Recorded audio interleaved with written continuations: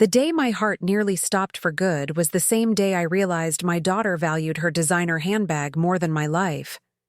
Standing in our kitchen, prescription in hand, I watched as Vanessa examined her manicured nails and told me that $220 for my heart medication was just too expensive this month.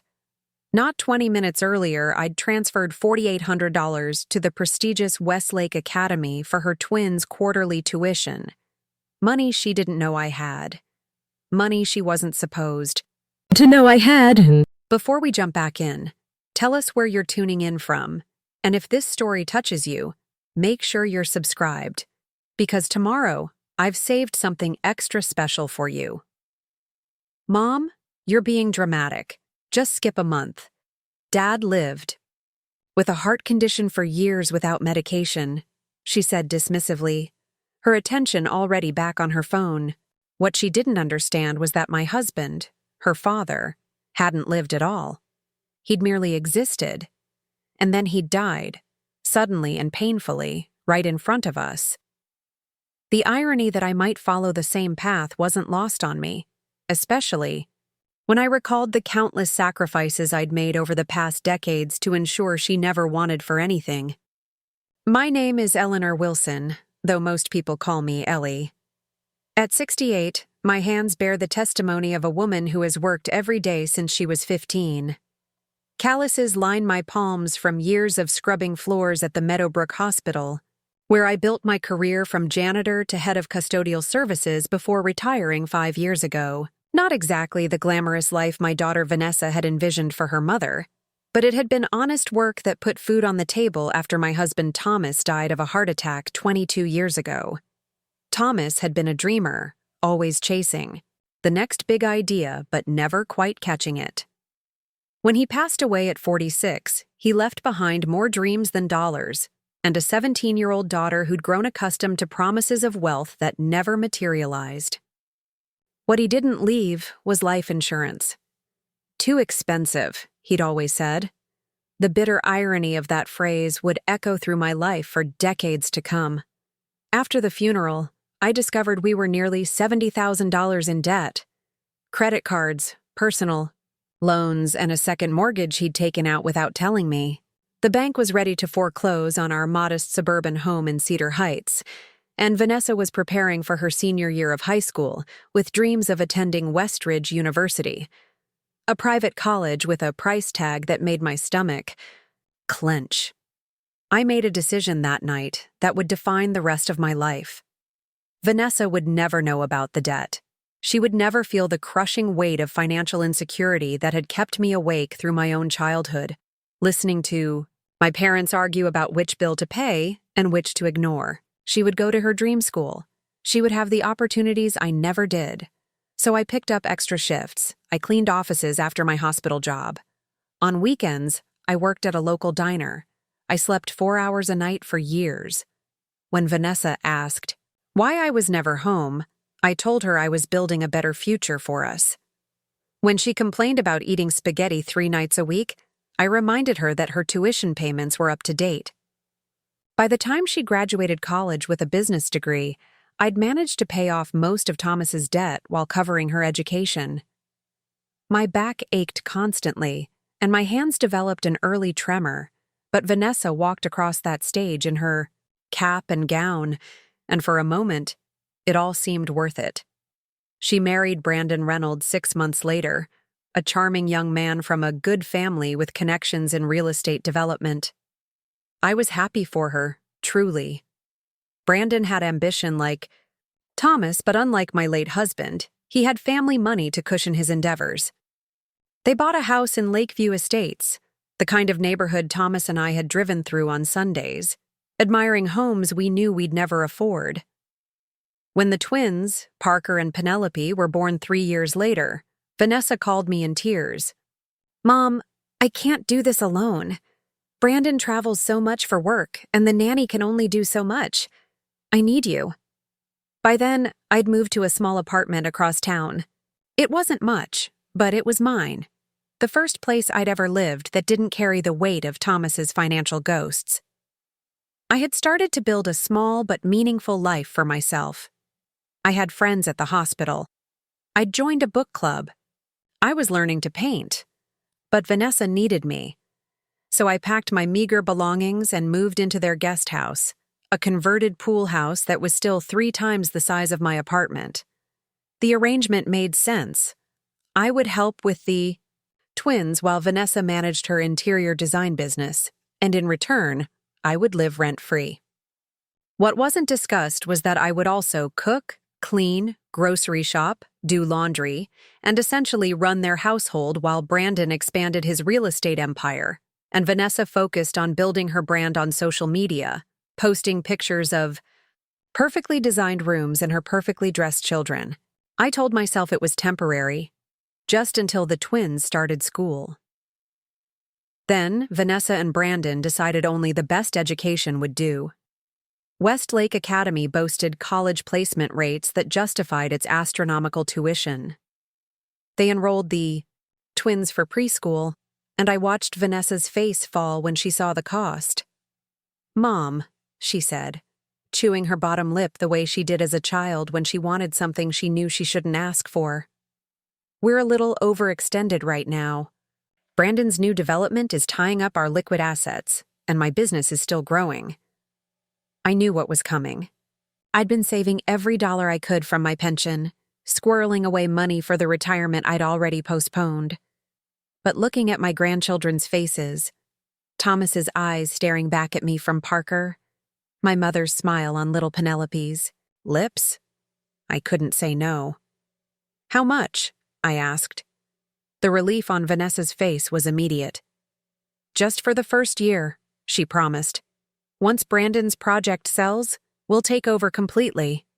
That was 4 years ago. Every quarter since, I've transferred money for their tuition from my savings account, an account that had taken me 15 years to build. Every quarter, Vanessa has had a new reason why they couldn't take over the payments yet. A downturn in the market, renovations to their house, a business opportunity too good to pass up. And every quarter, I've watched my dream of a modest but comfortable retirement slip further away. The painting classes stopped first, then the book club. I couldn't afford the gas to drive across town anymore, and I was too embarrassed to tell my friends that I couldn't even buy a paperback now and then. What Vanessa didn't know, what no one knew, was that beneath my careful management of everyone else's lives, my own health was failing. It started with shortness of breath, then chest pains that I dismissed as indigestion. When I nearly collapsed, while pushing the twins on the swings at the park, I finally went to see Dr. Hansen. "Ellie, your heart is working too hard," he said gently, after running tests. "You have a condition similar to what Thomas had. The good news is, medicine has come a long way in 20 years. With the right medication and some lifestyle changes, you can manage this." He wrote a prescription and gave me pamphlets about heart-healthy diets and moderate exercise. I nodded and smiled and calculated the cost in my head against what remained in my account after the twins' last tuition payment. It was then that Thomas's voice echoed in my mind. Too expensive. For the first time, I understood him. When you're balancing others' needs against your own, sometimes your own needs seem optional. I filled the prescription the first month, wincing at the $220 charge. The second month coincided with Parker and Penelope's school supply list. New backpacks, art materials, the special gym shoes required by Westlake. I skipped the refill. By the third month, I couldn't ignore the worsening symptoms. My ankles swelled. Climbing the stairs to the twins' bedrooms left me gasping. One night, I woke up feeling like an elephant was sitting on my chest. That was when I finally approached Vanessa, prescription in hand, while she sat at her marble kitchen island scrolling through her phone, her Hermes bag casually tossed beside her. "Vanessa, honey, I need to ask for a small loan," I said, trying to keep my voice steady. "My heart medication, it's $220, and my pension doesn't come through for another 2 weeks." She glanced up, annoyance flickering across her face. "Mom, we just had to replace the pool heater. It was almost $5,000. Brandon's going to kill me if I touch the household account again this month. Preparing and narrating this story took us a lot of time, so if you are enjoying it, subscribe to our channel. It means a lot to us. Now back to the story. I looked at her handbag, knowing it cost more than 6 months of my medication.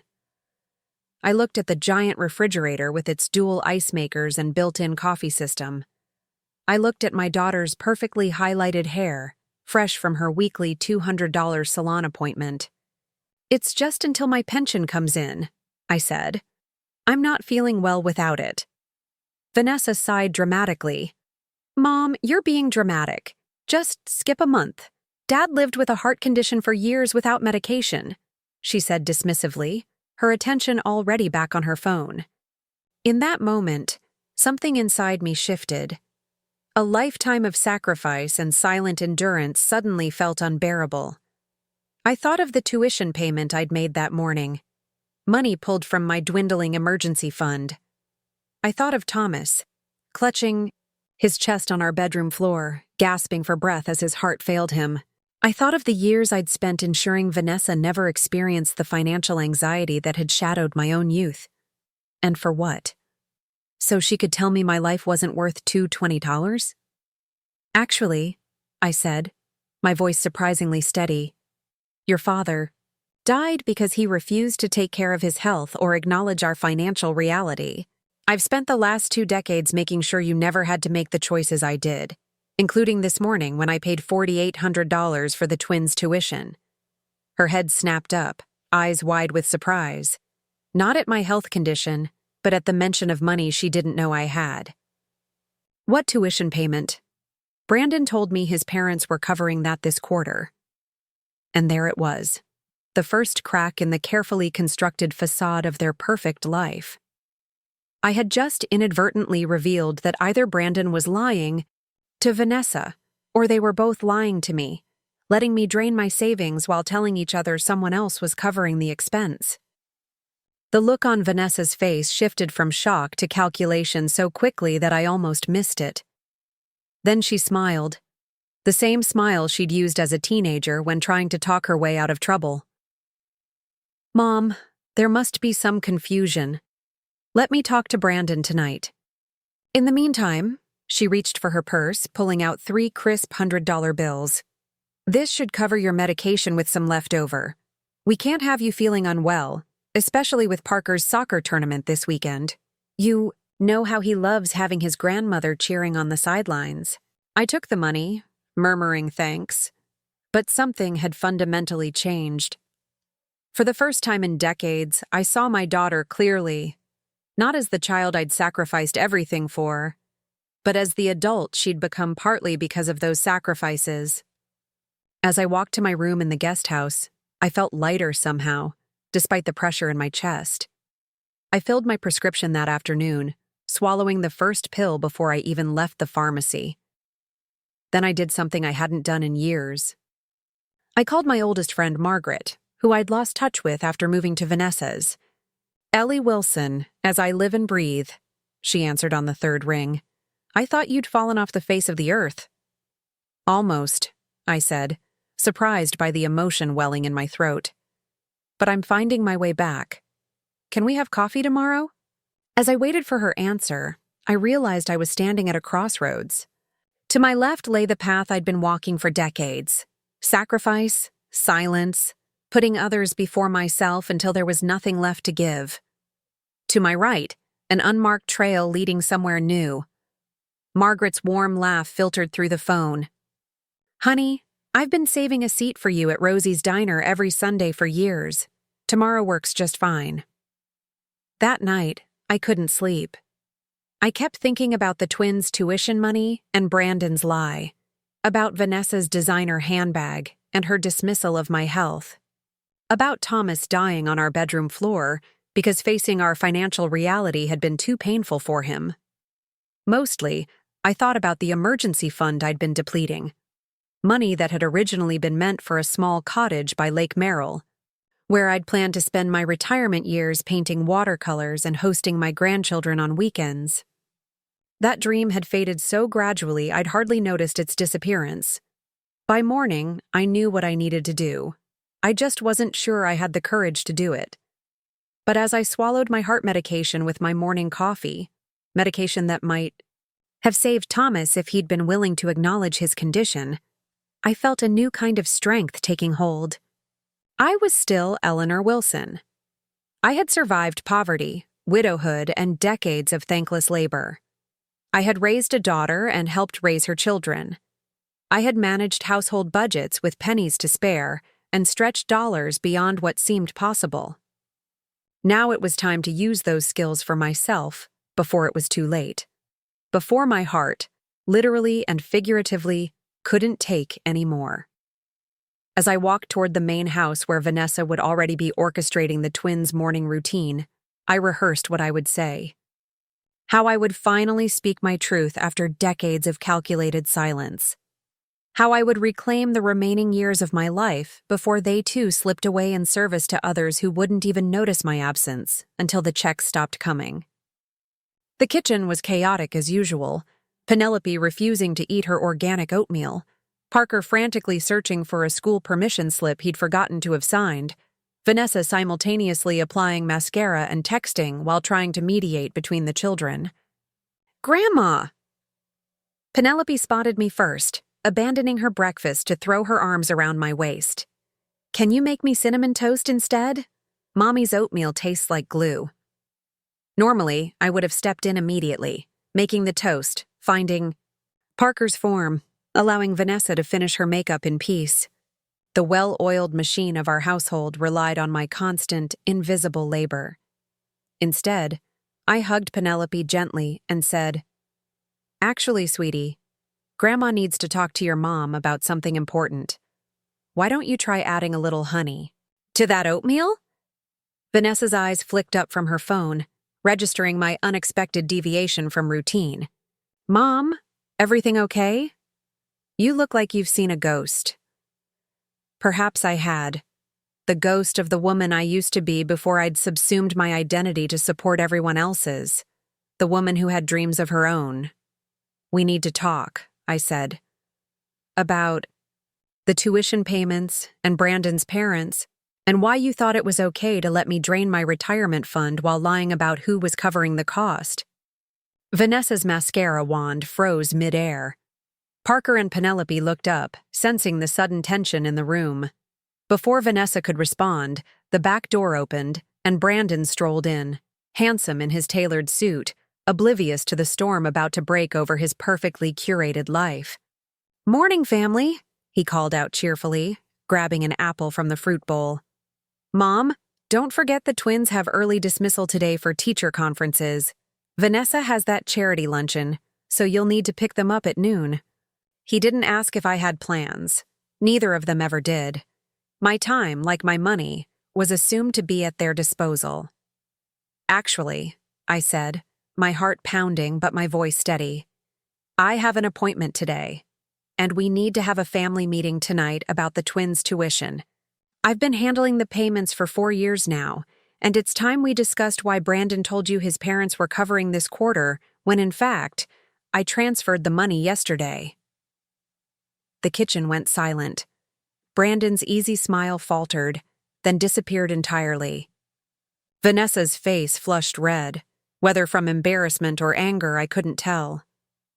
"Kids," Brandon said, his voice tightly controlled, "go finish getting ready for school in your rooms, now." As the twins scurried away, confusion etched on their small faces, I braced myself for the confrontation I'd avoided for so long. Part of me wanted to backtrack, to smooth things over as I always had. But the pressure in my chest reminded me of what was at stake. Not just my savings, but my life. "Ellie," Brandon said, switching to my first name as he did when trying to establish authority. "I think you've misunderstood something. My parents contributed to a college fund for the twins. That's probably what Vanessa was referring to." Vanessa nodded quickly, too quickly. "Exactly, Mom. I never said they were paying this quarter's tuition directly. The ease with which they lied, the seamless way they closed ranks against me, it was breathtaking in its callousness. These were the people I'd given everything for. "Stop," I said, holding up a hand. "Just stop. I have the transfer confirmations. From my account to Westlake Academy going back 4 years. Every quarter, without fail. That's over $70,000 I've paid while living in your pool house and raising your children, after spending decades ensuring Vanessa never felt the financial insecurity I grew up with." Brandon's expression darkened. "No one asked you to pay the tuition, Ellie. That was your choice. We would have figured something out." "Would you?" I asked. Because when I asked for $220 for medication to treat the same heart condition that killed Thomas, Vanessa told me it was too expensive, while wearing a handbag that cost more than my monthly pension. Vanessa at least had the grace to look ashamed, but Brandon was already shifting to damage control mode. He'd built his career on talking people into parting with their money. I could practically see him calculating his approach. "Look, we're family," he said soothingly. "We support each other. If you're having financial difficulties, we can discuss a monthly stipend that covers your medical needs." "A stipend," I repeated, the word bitter on my tongue. "For the woman who's been the backbone of your household? Who's been paying private school tuition while you renovate vacation properties and buy luxury cars?" Vanessa stepped in, her expression softening into the calculated sympathy she used in Instagram posts about mindfulness and gratitude. "Mom, we appreciate everything you do for us. You know we do. But you chose to help with tuition. You offered. Because you said it was temporary." My voice rose despite my efforts to stay calm. 4 years ago, you said, "Just until Brandon's project sells." How many projects have sold since then, Brandon? How many commissions have you collected while letting me believe you couldn't afford your own children's education? The silence that followed was damning. Brandon stared at the Italian marble countertop, unable to meet my eyes. Vanessa bit her lip, that childhood tell revealing her discomfort with the truth. Finally, Brandon spoke. "We should have been more transparent about our finances. That's on us. But Ellie, you have to understand. Appearances matter in my business. The house, the cars, Vanessa's social media presence, it's all part of the image that brings in clients. We're building something here." "At my expense," I said quietly. "We were going to pay you back," Vanessa interjected. "Once Brandon's lakefront development is completed, the returns will be enough to cover everything you've contributed and set up a comfortable retirement for you." I'd heard Thomas make similar promises for 20 years. Always the next deal, the next opportunity. Meanwhile, life slipped by, and debt accumulated. "I don't want promises," I said. "I want my life back. I'm 68 years old with a heart condition. I don't have time to wait for your next big success." I reached into my pocket and pulled out a folded piece of paper.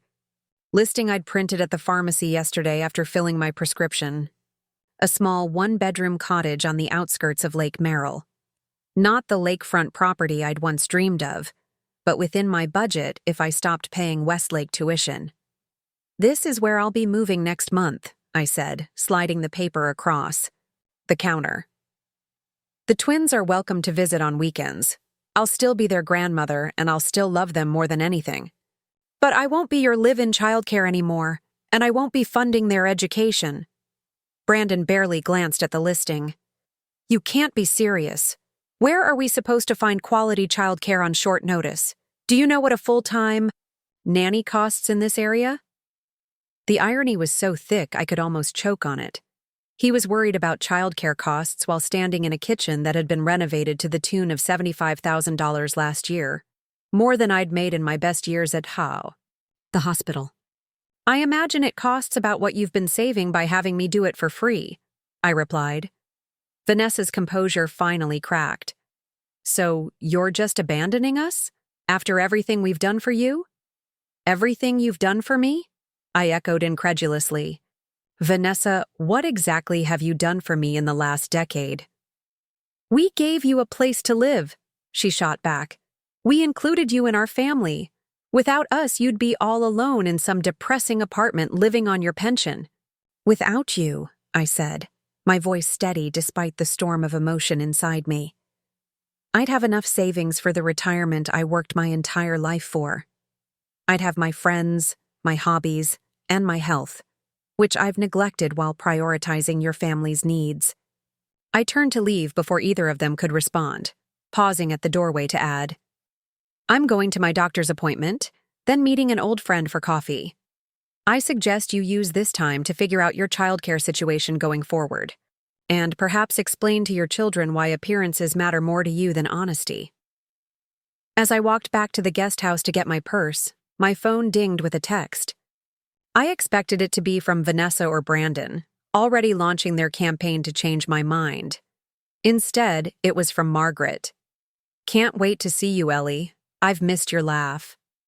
When was the last time anyone had missed my laugh? When was the last time I'd laughed freely, without the weight of others' expectations pressing down on me? I couldn't remember.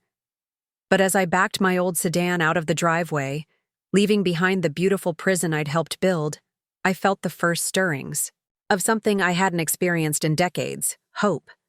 And for the first time in years, my chest didn't feel tight at all. My hands trembled as I gripped the steering wheel, driving away from Vanessa's house. 20 years of silently carrying everyone else's burdens had taken its toll. And now that I had finally stood my ground, my body seemed to be in shock. I pulled into the parking lot of Meadowbrook Medical Center, where Dr. Hansen had been treating me, and where I had spent decades scrubbing floors before working my way up to management. The familiar white building with its blue-tinted windows had once been my second home, a place where I'd found purpose and community. I sat in my car for several minutes, gathering my composure. My phone had begun buzzing incessantly, Vanessa's name flashing across the screen with increasing frequency. I switched it to silent and slipped it into my purse. Whatever crisis she was manufacturing would have to wait. For once, my health needed to come first. The receptionist at Dr. Hansen's office, Judy, brightened when she saw me. Ellie, so good to see you're keeping your appointment this time. Dr. Hansen was worried when you canceled the last two. I felt a flush of shame.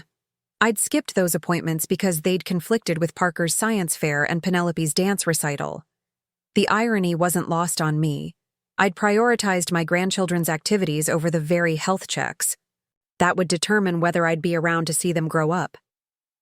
I'm trying to do better, Judy, I said, signing in. No more cancellations. Dr. Hansen's concerned face when he reviewed my vitals confirmed what I already knew. My condition had worsened. My blood pressure was dangerously high, and the echocardiogram showed my heart was struggling more than it had been 3 months ago. Ellie, he said gently, have you been taking the medication consistently? I shook my head, explaining the financial strain and my irregular usage. His expression darkened. This isn't optional treatment. Your heart is working too hard. At this rate, without consistent medication and some lifestyle changes, we're looking at a major cardiac event within months, not years. The severity in... His voice made me sit up straighter. I filled the prescription yesterday, I assured him, and I'm making some living adjustments that should reduce my stress levels. Dr. Hansen studied me for a moment. You were our head of custodial services for 15 years? The hospital's long-term care insurance should be covering more of these medication costs. Let me call Denise in billing and see what's happening. While he stepped out to make the call, I stared at the anatomical model of a heart on his desk. So small, yet responsible for so much. Just like me, I thought wryly. I'd been the small but essential engine keeping multiple lives running smoothly, never drawing attention to my own needs until the machinery began to fail. Dr. Hansen returned, with a puzzled expression. Ellie, according to Denise, your insurance coverage was reduced because you opted out of the extended benefits package during your retirement processing. She says there's a form with your signature declining the additional coverage. I frowned. trying to recall signing such a document. My retirement had been a whirlwind. Vanessa had just announced her pregnancy with the twins, and I'd been helping her and Brandon search for their new house. I'd left much of the paperwork to Brandon, I whispered, the realization dawning. My son-in-law is an insurance broker. He offered to handle my retirement paperwork to simplify things. Dr. Hansen's face remained carefully neutral, but I could see the concern in his eyes. Well, the good news is, we can file for reconsideration based on your medical necessity. And in the meantime, I can provide you with some samples to supplement your prescription.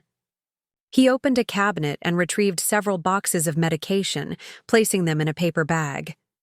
This should get you through the next month while we sort out the insurance situation.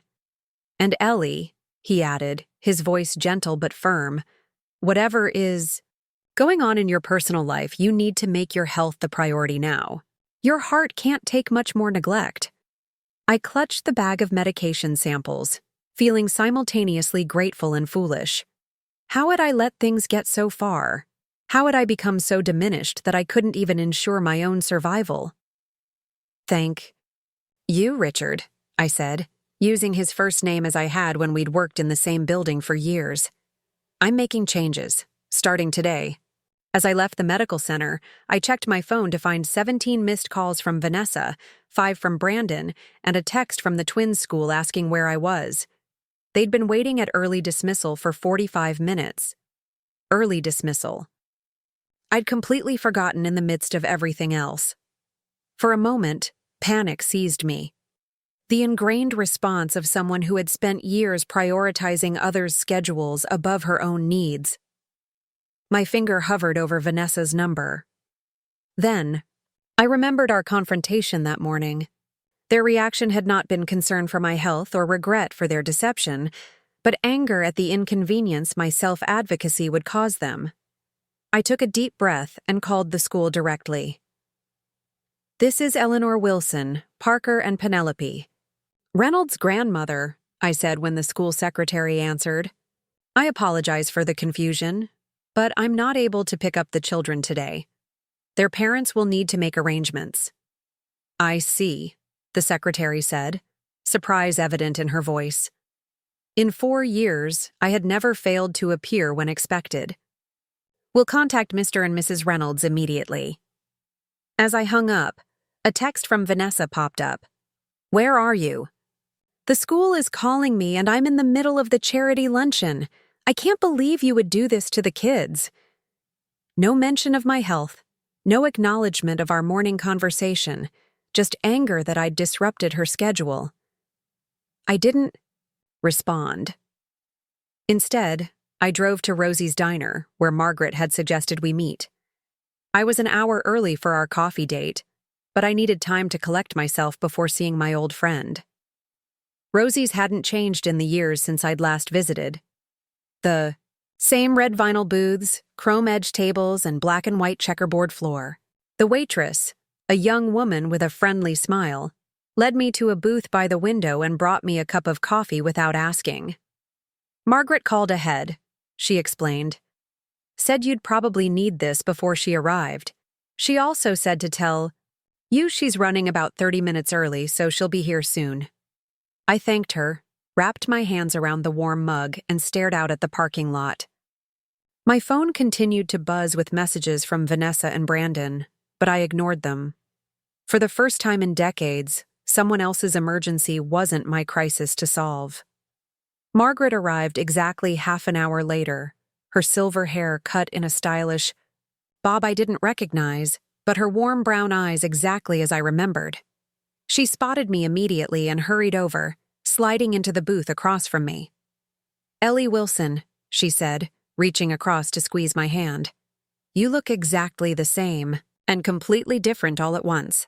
I laughed, the sound rusty but genuine. That's precisely how I feel. Margaret had been my closest friend for 30 years before I'd moved into Vanessa and Brandon's guest house. We'd started as janitors at the hospital together, raised our children as single mothers after both becoming widows in our 40s, and supported each other through every hardship life had thrown our way. until I'd gradually stopped returning her calls, too exhausted from managing Vanessa's household to maintain my own relationships. "I've missed you," I said simply. Margaret nodded, her eyes kind but knowing. "I've missed you too, but I always knew you'd find your way back when you were ready." She studied my face for a moment. "Something's happened. Want to tell me about it?" The story poured out of me then, the years of tuition payments draining my savings, my worsening heart, condition, the callous dismissal of my health needs, and finally, this morning's confrontation. Margaret listened without interrupting, occasionally nodding or squeezing my hand when my voice wavered. When I finished, she was silent for a long moment. Then she said, "Do you remember what you told me when I was killing myself working 3 jobs after Harold died? When I was so determined that Samantha would have the same opportunities as her friends with 2 parents?" I shook my head, struggling to recall a conversation from more than 20 years ago. "You said, 'Margaret, if you die trying to give Samantha everything, you'll end up giving her nothing at all.' You made me promise to take 1 night off a week, to remember that my daughter needed a living mother more than she needed new clothes or dance lessons." Margaret's eyes were bright with unshed tears.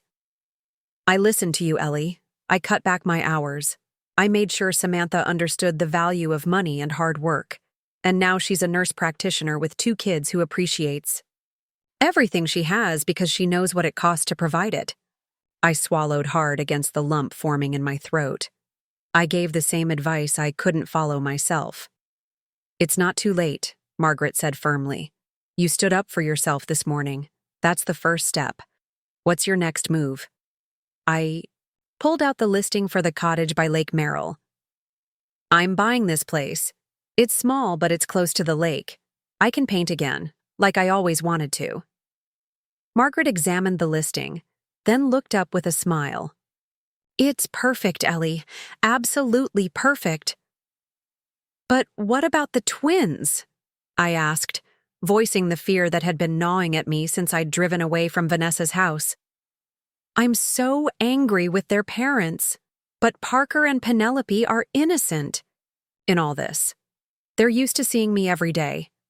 What if Vanessa and Brandon turn them against me out of spite?" Margaret considered this. "Children are more perceptive than we give them credit for. They know who genuinely loves them. Distance might change your relationship with them, but it doesn't have to end it." She paused. "And frankly, Ellie, what kind of example are you setting for those kids by letting their parents exploit you? Do you want Penelope to grow up thinking it's normal to take advantage of family? Or for Parker to learn that his grandmother's health is less important than his private school tuition?" Her words hit me like a physical blow. I'd been so focused on what I was giving the twins, financial support, consistent care, a sense of security, that I hadn't considered what I was teaching them by allowing their parents to treat me as disposable. "You're right," I said quietly. "I need to model self-respect, not self-sacrifice." "Exactly." Margaret flagged down the waitress and ordered us both a slice of apple pie. "Now, tell me more about this cottage. When can you move in?" For the next hour, we talked about practical matters, the cottage purchase, what furniture I'd need, how to handle the inevitable confrontation when I formally gave notice to Vanessa and Brandon.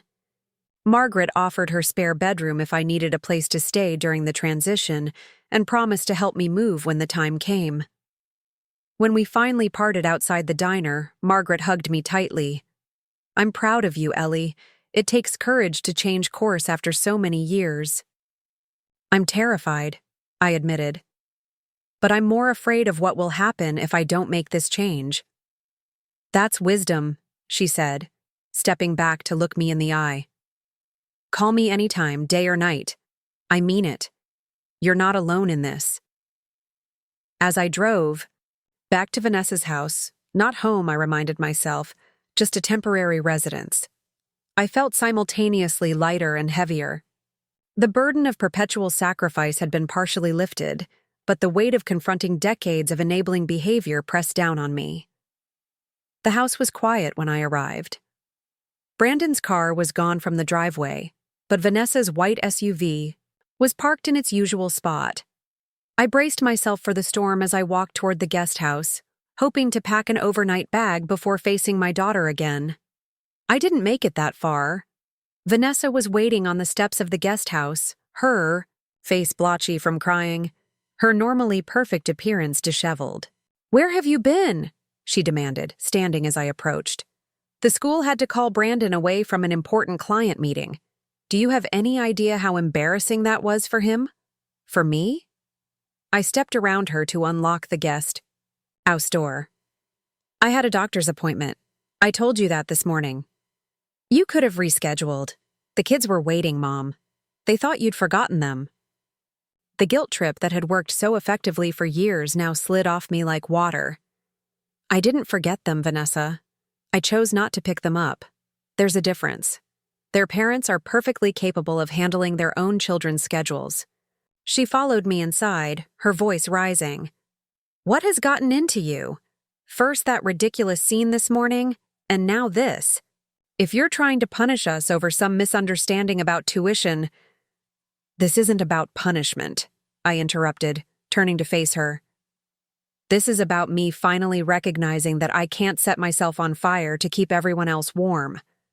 Not anymore." I gestured to my chest. My heart literally can't take it. For the first time that day, Vanessa seemed to actually look at me. The pallor of my skin, the slight swelling in my ankles, the fatigue evident in my posture. A flicker of concern crossed her face, quickly replaced by defensive anger. "So you're just going to abandon us? After everything we've done for you?" "What exactly have you done for me, Vanessa?" I asked quietly. "Allowed me to live in your guest house while I pay your children's tuition? Let me cook and clean for your family while you build your business? Given me the privilege of raising your children while you and Brandon maintain the lifestyle you feel entitled to?" Her mouth opened and closed, struggling to formulate a response that wouldn't reveal the transactional nature of our relationship. Finally, she said, "We gave you a purpose, Mom. Without us, what would you even do all day? You'd be alone in some depressing apartment with nothing but your TV for company." The casual cruelty of her assessment, that without serving her family my life would have no meaning, struck me like a physical blow. Was that truly how my daughter saw me? Not as a woman with her own dreams and desires, but as a resource to be utilized for her convenience? "I had a life before you were born, Vanessa," I said, my voice steady despite the hurt. "And I'll have one after I leave here, one that includes painting and friendships and taking care of my health so I can enjoy whatever time I have left." "You're being dramatic," she scoffed, though uncertainty had begun to creep into her expression. "Your heart condition isn't that serious. Dad lived with his for years." "Until he didn't," I reminded her. "Your father died at 46 because he refused to acknowledge the severity of his condition or adjust his lifestyle. I'm 68. I don't have the luxury of denial anymore." I moved past her to the bedroom and pulled a suitcase from the closet. As I began packing clothes and toiletries, Vanessa watched from the doorway, her anger gradually giving way to alarm. "Wait, you're leaving? Right now? What about dinner? The twins will be expecting you to help with their homework," I continued, packing methodically. "I'm staying with Margaret tonight. I'll come back tomorrow to pack more of my things and speak with the twins. They deserve an explanation about why I'm moving out." "Moving out?" Vanessa's voice rose in panic. "Mom, you're overreacting. Yes, we should have been more transparent about the tuition situation, but that's no reason to tear apart our entire family dynamic." I zipped the suitcase closed and set it on the floor.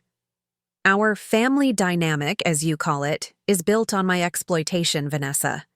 It only works if I continue to sacrifice my health, my savings, and my independence for your convenience. I'm not willing to do that anymore." She switched tactics. tears filling her eyes. The twins will be devastated. They adore you. How can you do this to them? I'm not doing anything to them. I'll still be their grandmother. I'll still see them regularly. I just won't be their live-in caretaker anymore. I picked up my suitcase. And perhaps this will be an opportunity for you and Brandon to develop deeper relationships with your children, instead of outsourcing their care to me. Vanessa's face hardened. If you leave like this, don't expect us to welcome you back when you realize how lonely you are without us. I almost laughed at the irony, that she thought I would be lonely without them, when I'd been isolated for years within their household, cut off from my friends and interests to serve their needs. Instead, I simply said, I'll be back tomorrow. To talk to Parker and Penelope. Please make sure they're home after school. As I walked to my car, Vanessa called after me, her voice cracking. Mom, you can't just walk away from your family. I turned back, suddenly exhausted by the emotional toll of the day. I'm not walking away from my family, Vanessa. I'm walking toward myself. There's a difference. The drive to Margaret's house was quiet. I'd turned off my phone after leaving Vanessa's, unwilling to subject myself to more manipulative texts or calls. The weight of confrontation had left me drained, but beneath the fatigue was a current of something that felt remarkably like freedom. Margaret was waiting on her porch. When I arrived, a glass of iced tea in hand. Her small bungalow was exactly as I remembered it, meticulously maintained, with cheerful yellow trim and flower boxes bursting with petunias. It looked like a home, I realized. Not a showpiece like Vanessa and Brandon's house, but a place where someone actually lived. You made it, she said, coming down the steps to help with my suitcase. I was about to call search and rescue. I managed a tired smile. I had to face Hurricane Vanessa first. And you survived. She looped her arm through mine, leading me inside. That's worth celebrating. I opened a bottle of wine unless that interferes with your medication? One glass should be fine, I said, following her into the cozy living room. Though at this point, I'm so tired I might fall asleep halfway through it. Margaret laughed. Then we'll save it for tomorrow. I made up the guest room with fresh sheets, and there's a new toothbrush in the bathroom. Everything else can wait until you've had some rest. The simple kindness of her preparation, making sure I had clean sheets and a toothbrush, brought unexpected tears to my eyes. How long had it been since someone had anticipated my needs instead of the other way around? Thank you, I managed, trying to blink away the moisture before Margaret noticed. She saw anyway, her expression softening. Oh, Ellie, you've been carrying too much for too long, haven't you? The gentle understanding in her voice broke something loose inside me. A dam of emotion I'd been holding back for years. The tears came then, not in a dramatic sob, but in a steady stream that seemed to have no end. Margaret guided me to the sofa and sat beside me, her arm around my shoulders as I cried for all I'd sacrificed, all I'd enabled, and all I'd lost in the process. I don't even know who I am anymore, I whispered when the tears finally began to subside. I've spent so long being Vanessa's mother and the twins' grandmother that Eleanor has disappeared completely. Margaret handed me a tissue. She hasn't disappeared. She's just been waiting for you to remember her. Later that night, after a simple dinner and a warm shower, I lay in Margaret's guest room staring at the ceiling. The bed was narrower than the one in Vanessa's guest house, the room smaller and less lavishly appointed. But for the first time, in years, I felt as though I could breathe fully, without the weight of others' expectations pressing down on my chest. My phone, which I'd finally turned back on, buzzed with a text message. Expecting another manipulative message from Vanessa, I almost didn't check it. When I did, I was surprised to see it was from Parker, using Vanessa's phone. Grandma, are you mad at us? Mom says you're not coming home tonight because we didn't clean our rooms good enough. I'm sorry. Please come back. My heart clenched. At the realization that Vanessa was using her own children as emotional leverage, making them believe they were somehow responsible for my absence, I typed back carefully. Parker, I love you and Penelope more than anything in the world. I'm not mad at you, and this has nothing to do with your rooms. I'm staying with my friend Margaret tonight because I need some rest. I'll see you tomorrow after school and explain everything then. You didn't do anything wrong. I promise. I hesitated, then added, P.S. Well enough, not good enough. Don't forget your grammar, even in text messages. His response came immediately. Okay, love you, see you tomorrow. Mom says to tell you Penelope won't eat her breakfast if you're not here. I didn't respond to that obvious manipulation, simply turning off the phone and placing it on the nightstand. Tomorrow would be difficult, explaining to the twins that I was moving out, standing firm against Vanessa and Brandon's emotional blackmail, beginning the process of reclaiming my life. But for tonight, in this quiet room with no one's needs to attend to but my own, I would rest. Before sleep claimed me, I found myself thinking of the cottage by Lake Merrill. I could already picture myself there, sitting by the window with a sketch pad, watching the water change colors as the sun moved across the sky. Perhaps the twins could visit on weekends, and I would teach them to paint watercolors as I'd always wanted to. Not as their caretaker, but as their grandmother, a relationship based on love rather than obligation. For the first time in decades, I fell asleep looking forward to what tomorrow might bring, rather than dreading the weight of responsibilities I'd have to shoulder when morning came. And though I couldn't be certain, I thought I felt my heart beating just a little more steadily, as if it too sensed that healing had finally begun. The morning light streamed through Margaret's guest room curtains, waking me gently. For a moment, I was disoriented. The unfamiliar bed, the absence of the twins' morning chatter, no breakfast to prepare. Then I remembered. I had taken the first step toward reclaiming my life. Today, I would take another. I reached for my heart medication on the nightstand, swallowing it with the glass of water Margaret had thoughtfully left for me. The simple act felt like a declaration. My health mattered. I mattered. The smell of coffee drew me to the kitchen where Margaret stood at the stove flipping pancakes. She turned with a smile when she heard me enter. Look who's finally up. It's almost 8. I was beginning to think you'd sleep through the apocalypse. I glanced at the clock in surprise. 8 o'clock? When was the last time I'd slept past 6? At Vanessa's, my days began at 5:30 a.m. to ensure the twins had freshly packed lunches and ironed uniforms before school. I can't remember the last time I slept so deeply, I admitted, accepting the mug of coffee Margaret offered. That's what happens when you're not listening for other people's needs all night. She slid a plate of pancakes across the counter. Eat.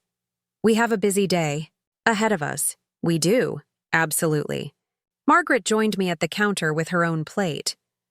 First, we need to call the real estate agent about that cottage. Then I thought we'd stop by the hospital to talk to Denise in billing about your insurance situation. After that, a quick trip to the bank to discuss your finances, and finally, a stop at the cottage so you can see it in person before you commit. I blinked at her detailed itinerary. You've been busy planning. One of us needs to be practical, she said with a gentle smile. You're in the emotional whirlwind of breaking free from your daughter's household. I'm just making sure you have solid ground to land on. The wisdom of her approach was undeniable. While part of me wanted to rush headlong into my new life, Margaret's methodical plan would ensure I didn't trade one precarious situation for another. We ate in companionable silence for a few minutes before Margaret asked, What time are you planning to talk to the twins today? They'll be home from school around 3:30, I said, calculating the timing in my head. I want to speak with them privately, if possible, without Vanessa or Brandon hovering. Margaret nodded. We'll make sure you're back by then. In the meantime, she reached for her phone. Let's call about that cottage while we finish breakfast." To my surprise, the real estate agent answered immediately and remembered both me and the property. Even more surprising was her news. The owner was eager to sell and would consider a slightly reduced price for a quick closing. When I mentioned I'd like to see the cottage that day, she offered to meet us there at noon. Margaret gave me a triumphant look as I ended the call. "See? The universe is already aligning to help you. Now finish your pancakes so we can get to the hospital before the billing office gets busy." The morning passed in a whirlwind of productivity. At the hospital, Denise in billing confirmed what Dr. Hansen had suspected. My insurance had been downgraded during my retirement processing. She was horrified to learn that Brandon may have deliberately mishandled my paperwork. "Ellie, this is potentially insurance fraud," she said gravely. "If your son-in-law purposely had you sign forms without proper explanation." I shook my head, unwilling to pursue that possibility just yet. "Let's focus on restoring my coverage first, if that's still possible." Denise nodded, her lips pressed into a thin line of determination. "Leave it with me. I've worked with Dr. Hansen for 15 years. If he says your condition requires the extended coverage, we'll make it happen retroactively." At the bank, I met with a financial advisor who reviewed my accounts with growing concern. The quarterly tuition payments had indeed drained my savings significantly, but what remained was still enough to purchase the cottage outright if I chose to. What troubled the advisor more was a series of smaller withdrawals I didn't recognize. $200 here, $500 there, scattered throughout the past 2 years. "These weren't made by you?" he asked, highlighting the transactions on the statement. I stared at the dates, recognition dawning. Those withdrawals coincide with times Vanessa asked to borrow my debit card for emergencies when she'd supposedly forgotten hers. The advisor's expression hardened. "Ms. Wilson, I recommend we close this account immediately and transfer the remaining funds to a new one with enhanced security measures. It appears someone has been systematically taking advantage of your financial trust." By the time we left the bank, I had a new account, new debit card, and the distinct feeling that I'd only begun to uncover the extent of my family's exploitation. Margaret, seeing my distress, suggested we grab lunch before meeting the real estate agent, giving me time to process these revelations. Over sandwiches at a small cafe near Lake Merrill, I finally voiced the question that had been haunting me all morning. "How did I let this happen, Margaret? I'm not stupid or weak. How did I become so blind to their manipulation?" Margaret considered me thoughtfully. "It wasn't a single moment, Ellie. It was 1,000 tiny compromises, each one seemingly reasonable at the time. You gave up a little piece of yourself each day until giving became your identity." She reached across the table to squeeze my hand. "And they took advantage of your greatest strength, your capacity for love, and twisted it into a weapon against you." Her words resonated with painful clarity. Each sacrifice had seemed logical, necessary even. Of course I should help with the twins when they were newborns. Of course I should contribute to their education if Vanessa and Brandon were struggling. Of course I should put my own needs last. That's what mothers did, wasn't it? Except Thomas had never made those same sacrifices. Brandon certainly didn't. The expectation of self-erasure had fallen solely on my shoulders, and I had accepted it without question. "I don't want to be angry for the rest of my life," I said quietly. "But right now, I'm so furious I can barely breathe." "Good," Margaret said with surprising vehemence. "You should be angry. Anger is telling you that a boundary has been violated. Listen to it." We finished lunch and drove the short distance to the cottage, pulling up just as the real estate agent arrived. The property sat on a quiet lane about half a mile from the lake, partially hidden by mature oak trees. It was smaller than I'd imagined. From the listing, a simple one-bedroom structure with a covered porch and a detached garden shed. The pale blue paint was peeling in places, and the garden had clearly been neglected. Yet something about it called to me. Perhaps it was the way the afternoon light filtered through the trees, creating dappled patterns on the weathered porch. Or maybe it was the sense of possibility that seemed to emanate from its humble frame. This little house had no expectations of me. It demanded nothing. It simply existed, waiting to be transformed. The interior was even more inspiring. The previous owner had been an artist too. The main room had been set up as a studio, with north-facing windows that flooded the space with perfect, indirect light. The kitchen was tiny but functional, with vintage cabinets that needed only a fresh coat of paint to shine again. The bedroom overlooked a small backyard where wildflowers grew in cheerful disarray. "It needs work," the agent said apologetically, noting my silence as I wandered from room to room. "The owner is motivated to sell quickly because she's moved to assisted living. Her family just wants to close the estate." "It's perfect," I said, surprising myself with the certainty in my voice. "Absolutely perfect." Margaret, who had been examining the water heater with a critical eye, looked up in surprise. "Are you sure, Ellie? The plumbing will need updating, and that roof won't last another winter." "I'm sure," I said firmly. "This is where I'm meant to be." The real estate agent beamed. "Wonderful. If you're prepared to make an offer today, we can potentially close within the month, given the seller's eagerness."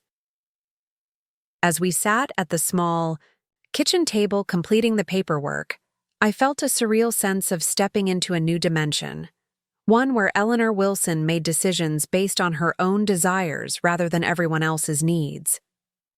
The cottage would be mine, a sanctuary where I could finally prioritize my health, rediscover my passion for painting, and build relationships with my grandchildren that weren't based on exploitation.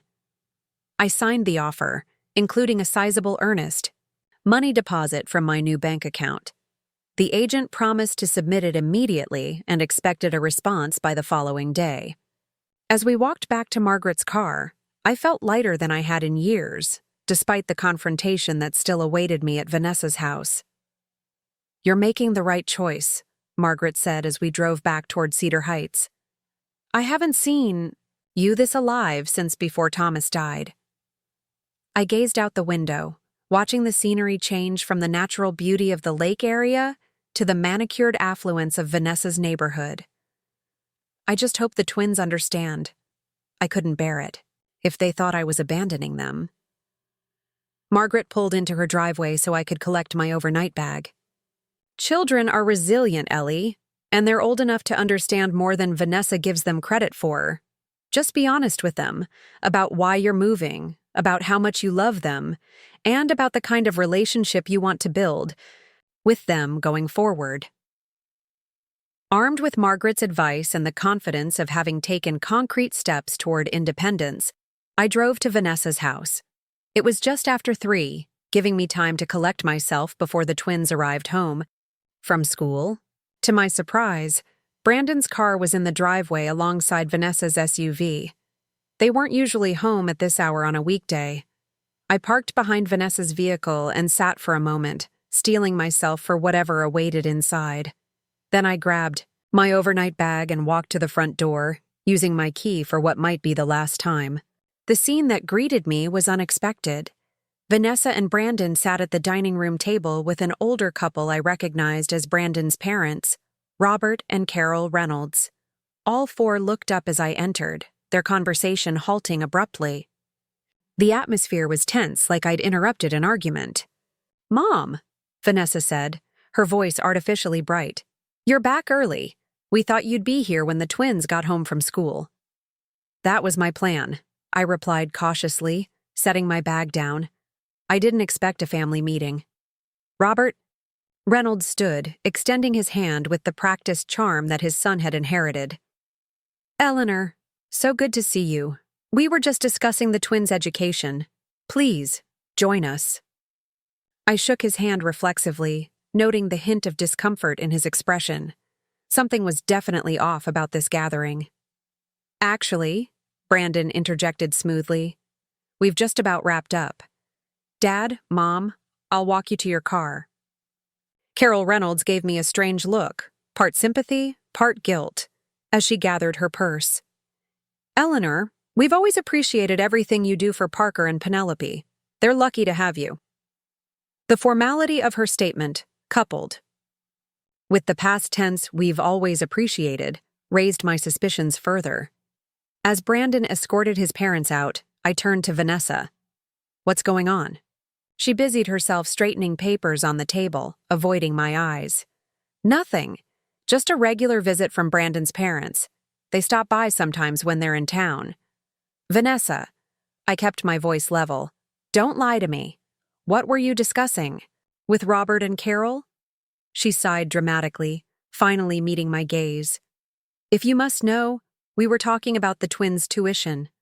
Since you've apparently decided to abandon your commitment to their education, we needed to explore other options. The accusation stung, but I refused to be manipulated. I didn't abandon anything. I made it clear that I can no longer prioritize their private school fees over my own health and security. That's a boundary, not an abandonment. Semantics, Vanessa muttered, gathering the papers into a folder. The point is, you've put us in an impossible position. The spring semester payment is due next month, and we don't have $4,800 just lying around.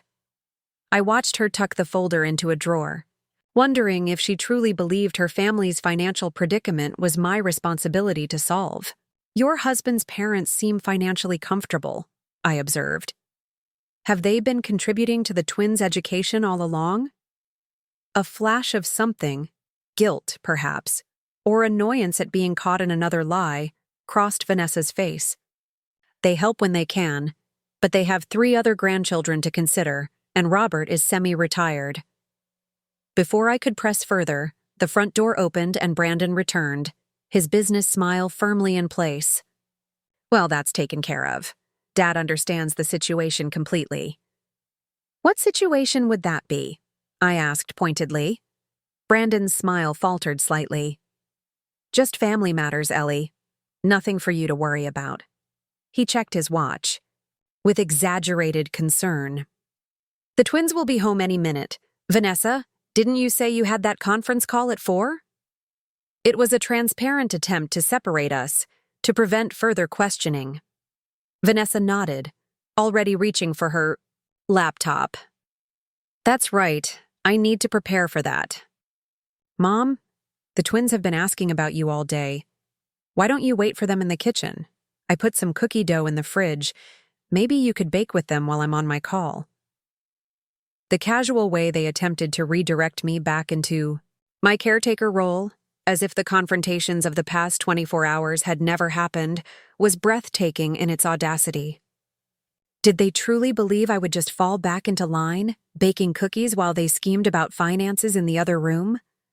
Actually, I said, I'd like a word with both of you before the twins arrive, about my living arrangements going forward.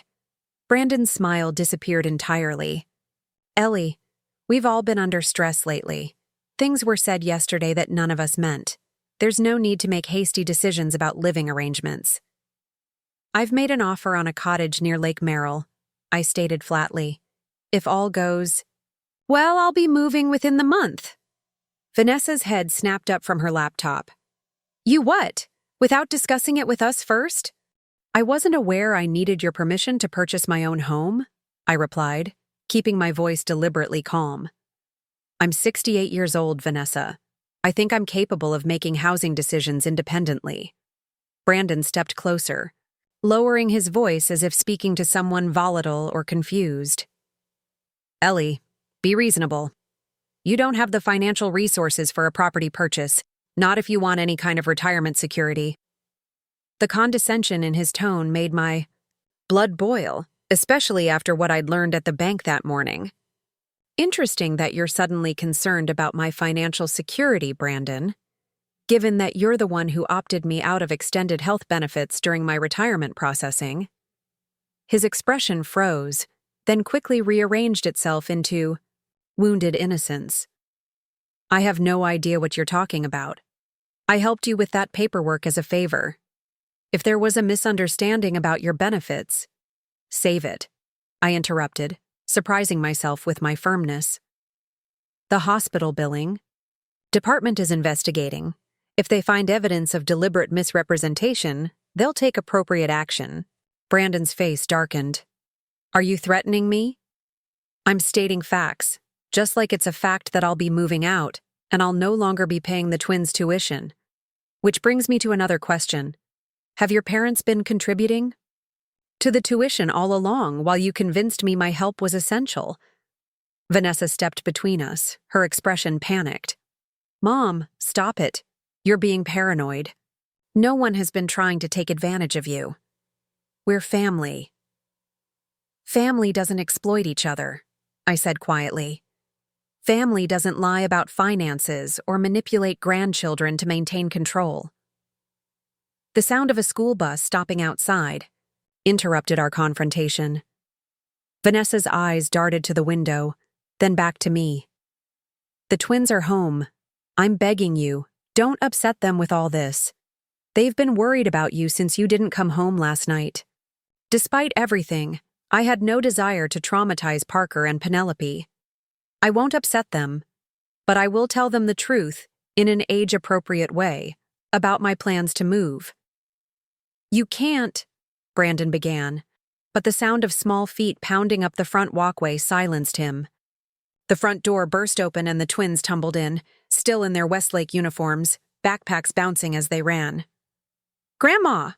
Penelope spotted me first, launching herself across the room into my arms. You're back! Mom said you were sick and had to stay with your friend. Parker approached more cautiously, his eyes searching my face. At 9, he was becoming more perceptive, more aware of adult complexities. Are you feeling better now?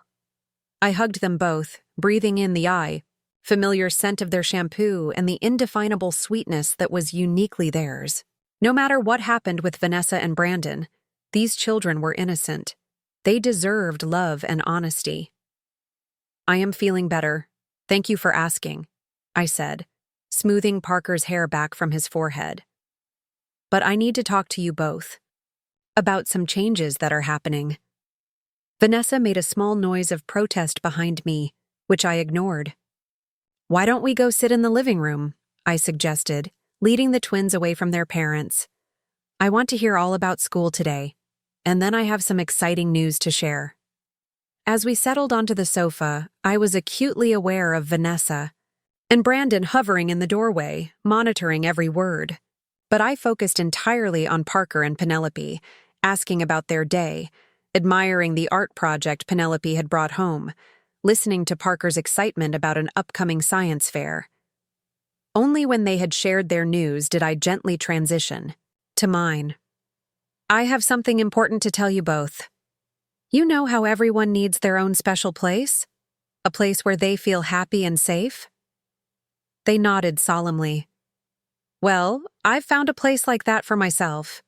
A little cottage near Lake Merrill with a garden and room for an art studio. I'm going to be moving there soon.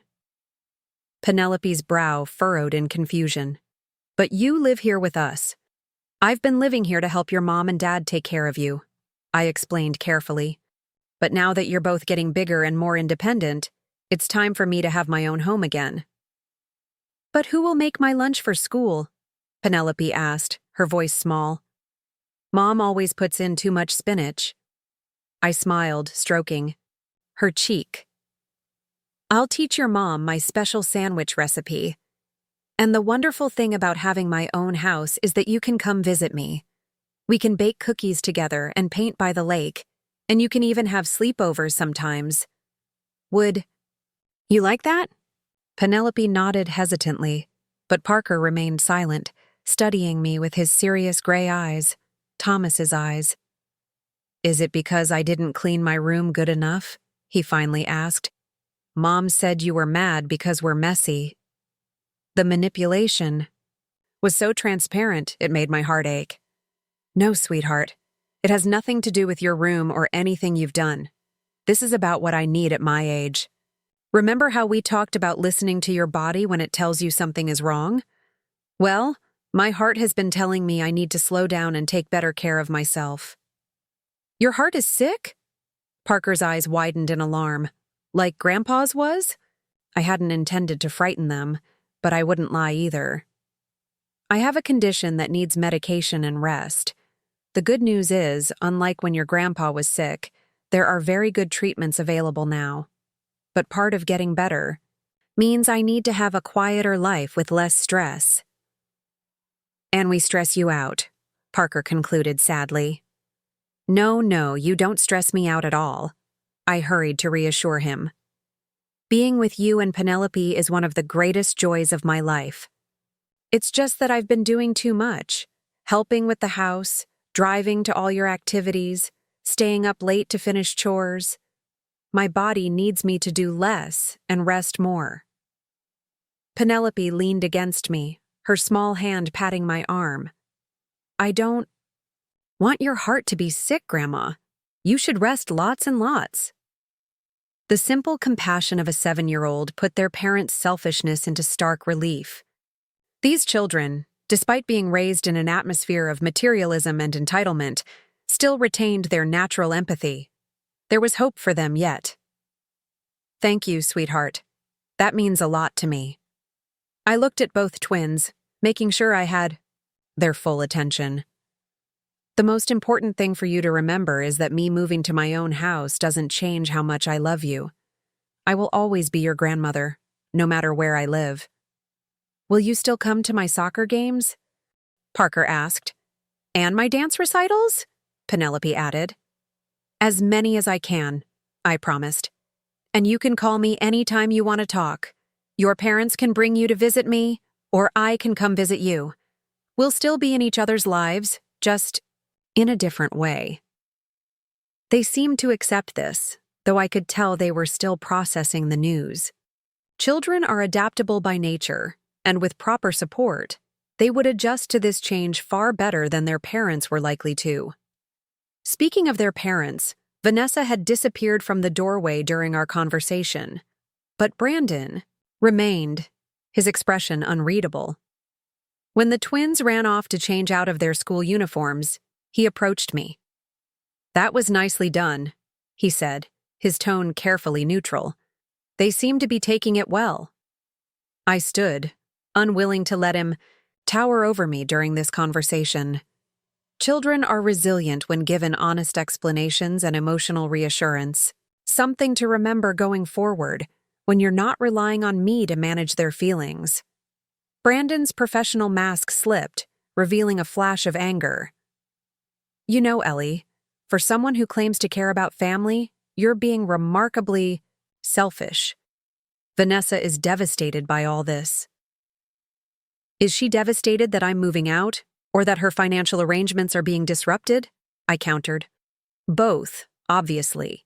You're her mother.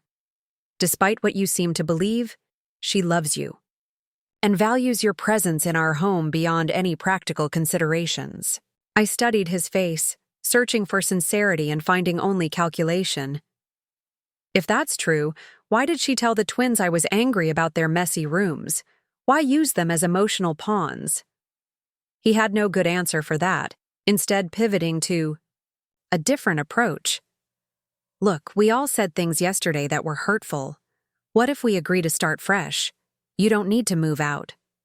We can adjust the financial arrangements to better respect your needs. Maybe you'd like a monthly stipend for your contribution to the household. The suggestion, that I could be bought off with an allowance like a child, was so offensive, I almost laughed. Brandon, I'm not one of your clients you can smooth talk into a disadvantageous deal. My decision is made. I'm moving to the cottage, and I'll be arranging my own financial affairs going forward. His expression hardened. Just remember, Ellie, family relationships are a two-way street. If you insist on this path, don't be surprised if access to the twins becomes complicated. The threat was barely veiled, and it hit its mark. My greatest fear was losing my relationship with Parker and Penelope. Are you threatening to keep my grandchildren from me if I don't continue financially supporting your lifestyle? I asked, my voice deadly quiet. Brandon's eyes widened slightly, perhaps realizing he'd overplayed his hand. Of course not. I'm simply pointing out that logistics will be more challenging once you're living across town. We all have busy schedules. I see. I held his gaze steadily. In that case, I should inform you that I've retained copies of all my tuition payments to Westlake Academy over the past 4 years. If there are ever any logistical challenges preventing me from seeing my grandchildren, I'll be happy to discuss those payments with the IRS, specifically whether they constituted taxable gifts to you and Vanessa, which I don't believe were ever declared on your tax returns. It was a shot in the dark. I hadn't actually consulted with anyone about the tax implications of those payments. But judging from the way the color drained from Brandon's face, my arrow had found its target. There's no need for threats, he said stiffly. We would never keep the twins from you. You're their grandmother. I'm glad we understand each other, I replied, gathering my purse. Now, if you'll excuse me, I promised Margaret I'd be back for dinner. Please tell the twins I'll call them tomorrow. As I walked to my car, I felt a complex mixture of emotions: grief for the relationship with my daughter that might never be repaired, worry for my grandchildren growing up in such a materialistic environment, but predominantly a profound sense of relief. I had stood my ground. I had spoken my truth. And for the first time in decades, I had put my own well-being first without apologizing for it. The road ahead would not be easy. There would be more confrontations, more manipulations, more difficult conversations. But as I drove away from the house that had been my gilded cage for the past 7 years, I felt something sprouting in my chest alongside the physical damage to my heart. The tender shoots of self-respect, pushing through the soil of sacrifice and blooming in the light of new possibilities. The next 2 weeks passed in a whirlwind of activity. My offer on the cottage was accepted the day after I submitted it, and with Margaret's help, I navigated the accelerated closing process. The elderly owner's family was eager to settle her affairs, and my ability to pay in cash eliminated many of the usual complications. Meanwhile, Denise from hospital billing worked miracles, retroactively reinstating my extended health benefits and securing reimbursement for medication expenses I'd paid out of pocket. For the first time in years, I felt the universe aligning in my favor rather than conspiring against me. My relationship with Vanessa, however, deteriorated further. After my conversation with the twins, she had retreated into a cold, formal politeness that was somehow more painful than outright anger. She arranged for me to speak with Parker and Penelope by phone every evening, but she was always hovering in the background, monitoring every word. Brandon, after his veiled threat had backfired, avoided me entirely, leaving for work before I woke and returning after I'd retreated to the guest house. I continued staying with Margaret most nights, returning to Vanessa's only to pack my belongings and spend time with the twins. The guest house that had been my home for 7 years now felt like a hotel room, transitional, impersonal, no longer mine. I was surprised by how little I had accumulated that truly mattered to me. Clothes, a few books, some photographs. The rest, furniture, kitchenware, linens, had all belonged to Vanessa and Brandon's vision of a perfectly appointed pool house. "You're traveling light into your new life," Margaret observed as she helped me sort through my possessions. That's not necessarily a bad thing. I held up a cashmere sweater Vanessa had given me for Christmas 3 years ago, a beautiful garment I'd worn only twice because I was always too busy cooking, cleaning, or chasing after the twins to risk staining. Keep or donate? I asked, though I already knew the answer. Margaret raised an eyebrow. "Does it bring you joy or obligation?" "Obligation," I admitted, placing it in the donation pile.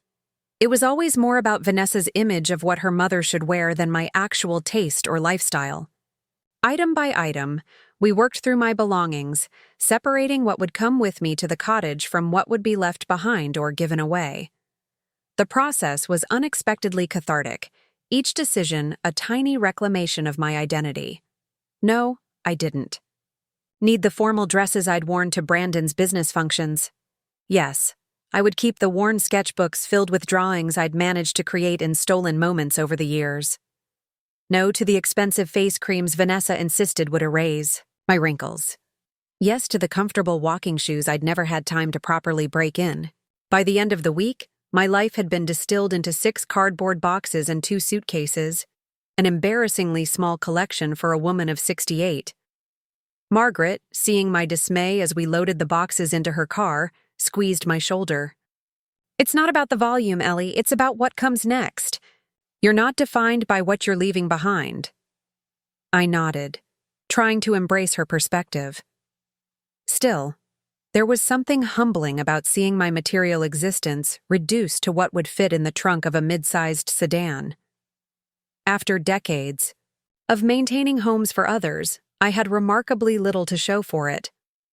The cottage closing was scheduled for Tuesday morning, less than 2 weeks after I'd first toured the property. Margaret drove me to the title company, where I signed dozens of documents and handed over a cashier's check that represented most of my remaining savings. When the final paper was signed, the agent handed me a set of keys attached to a small blue ribbon. "Congratulations, Ms. Wilson. The cottage is officially yours." I stared at the keys in my palm, feeling their weight, not just the physical metal, but the responsibility and freedom they represented. Margaret captured the moment with her phone. "Camera. Your first home that's truly yours," she said, showing me the photo. No husband, no daughter, no son-in-law, just Eleanor Wilson, homeowner. In the picture, I looked simultaneously terrified and exhilarated, like someone standing at the edge of a cliff contemplating both the danger and the magnificent view. "Let's go see your new place," Margaret suggested. "We can measure for furniture and start making a list of what you'll need." The cottage welcomed us with afternoon sunlight streaming through dusty windows.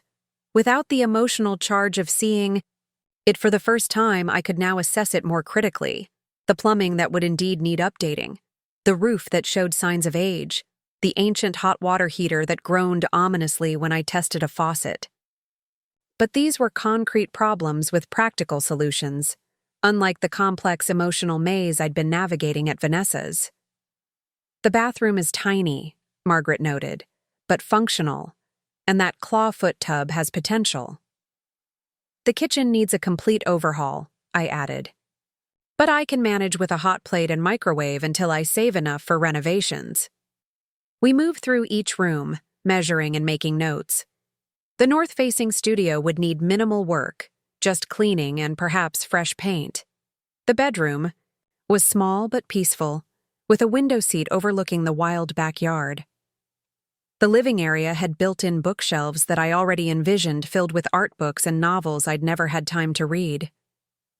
"It's perfect," I said, meaning it despite the property's obvious flaws. "Absolutely perfect." Margaret consulted her list. "With your approval, I've arranged for a cleaning crew to come tomorrow. They'll get everything spotless so you can start moving in. The roof and plumbing inspections are scheduled for Thursday, and I've asked my nephew Ryan to look at that water heater. He's a contractor and owes me more favors than he can count." I looked at her in amazement. "You've thought of everything." "That's what friends do," she said simply. "You'd have done the same for me." The truth of her statement humbled me. Once, I would have moved mountains to help a friend in need. Somehow, over the years of serving Vanessa's family, I'd lost that capacity, not because I'd stopped caring, but because I'd been left with no resources, time, or energy to offer others. In reclaiming my independence, I was also reclaiming my ability to be a true friend. That evening, after we'd returned to Margaret's house, I called the twins for our nightly conversation. Vanessa answered, her voice artificially bright. "Mom, we were just about to call you. The twins have exciting news." I could hear Parker and Penelope chattering in the background, their voices overlapping in their eagerness to share. "Put them on," I said, smiling despite the tension between Vanessa and me. I want to hear all about it. There was a shuffling sound, then Parker's voice came through clearly. Grandma, guess what? Dad's parents are taking us to Disney World for spring break. We're going to stay in the castle and everything. My heart sank. Spring break was just 3 weeks away, exactly when I'd planned to invite the twins to spend a few days at the cottage once I was settled. But of course, I couldn't compete with Disney World, nor should I try. That's wonderful, sweetheart, I said, forcing enthusiasm into my voice. You'll have such an amazing time. Penelope grabbed the phone next. We're going to meet all the princesses. And Grandpa Robert said I can get a special dress for the princess breakfast. You'll look beautiful, I assured her. Make sure your mom takes lots of pictures so I can see everything when you get back. We chatted for a few more minutes about their trip and their day at school before Vanessa took the phone back. They're so excited, she said. Dad offered to take them as a surprise. He and Mom feel bad that they haven't spent as much time with the twins as they would like. The subtext was clear. Robert and Carol Reynolds were stepping up their grandparental involvement now that I was stepping back. It was a strategic move, designed to show the twins they wouldn't lack for grandparental attention in my absence. Part of me admired Vanessa's manipulation. Another part ached at the realization that my grandchildren were being used as emotional chess pieces. That's very generous of them, I said neutrally. The twins will create wonderful memories. Yes. Well, Vanessa's voice cooled. We all do what we can for family. The barb was intended to sting, and it did, but not as deeply as it would have even a week ago. My sense of self-worth was no longer exclusively tied to my role as a sacrificial grandmother. Speaking of family, I said, changing the subject, I closed on the cottage today. I'll be moving in officially this weekend. I'd love for you and the twins to come see it once I'm settled. There was a pause. Then Vanessa said, We'll have to check our schedule. Things are quite busy with Brandon's new development and the twins' activities. Of course. Just let me know what works. I kept my tone pleasant but firm. And Vanessa? I want you to understand that my door will always be open to you, even if you're angry with me right now. You're still my daughter, and I still love you. Another pause, longer this time. Then, in a voice so quiet I could barely hear it, she said, I have to go. The twins need their bath before bedtime. After we hung up, I sat on Margaret's guest bed, turning my new house keys over in my hand. The conversation with Vanessa had left me melancholy, but not devastated. There was a glimmer of vulnerability in her final response, a crack in the wall of anger she'd constructed. Perhaps, given time and space, we might find our way back to some version of a healthy mother-daughter relationship. Margaret knocked, lightly on the open door. Everything okay? You look thoughtful. Just processing, I said, showing her the keys. It's really happening. I'm really leaving. She sat beside me on the bed. Having second thoughts? Not second thoughts exactly.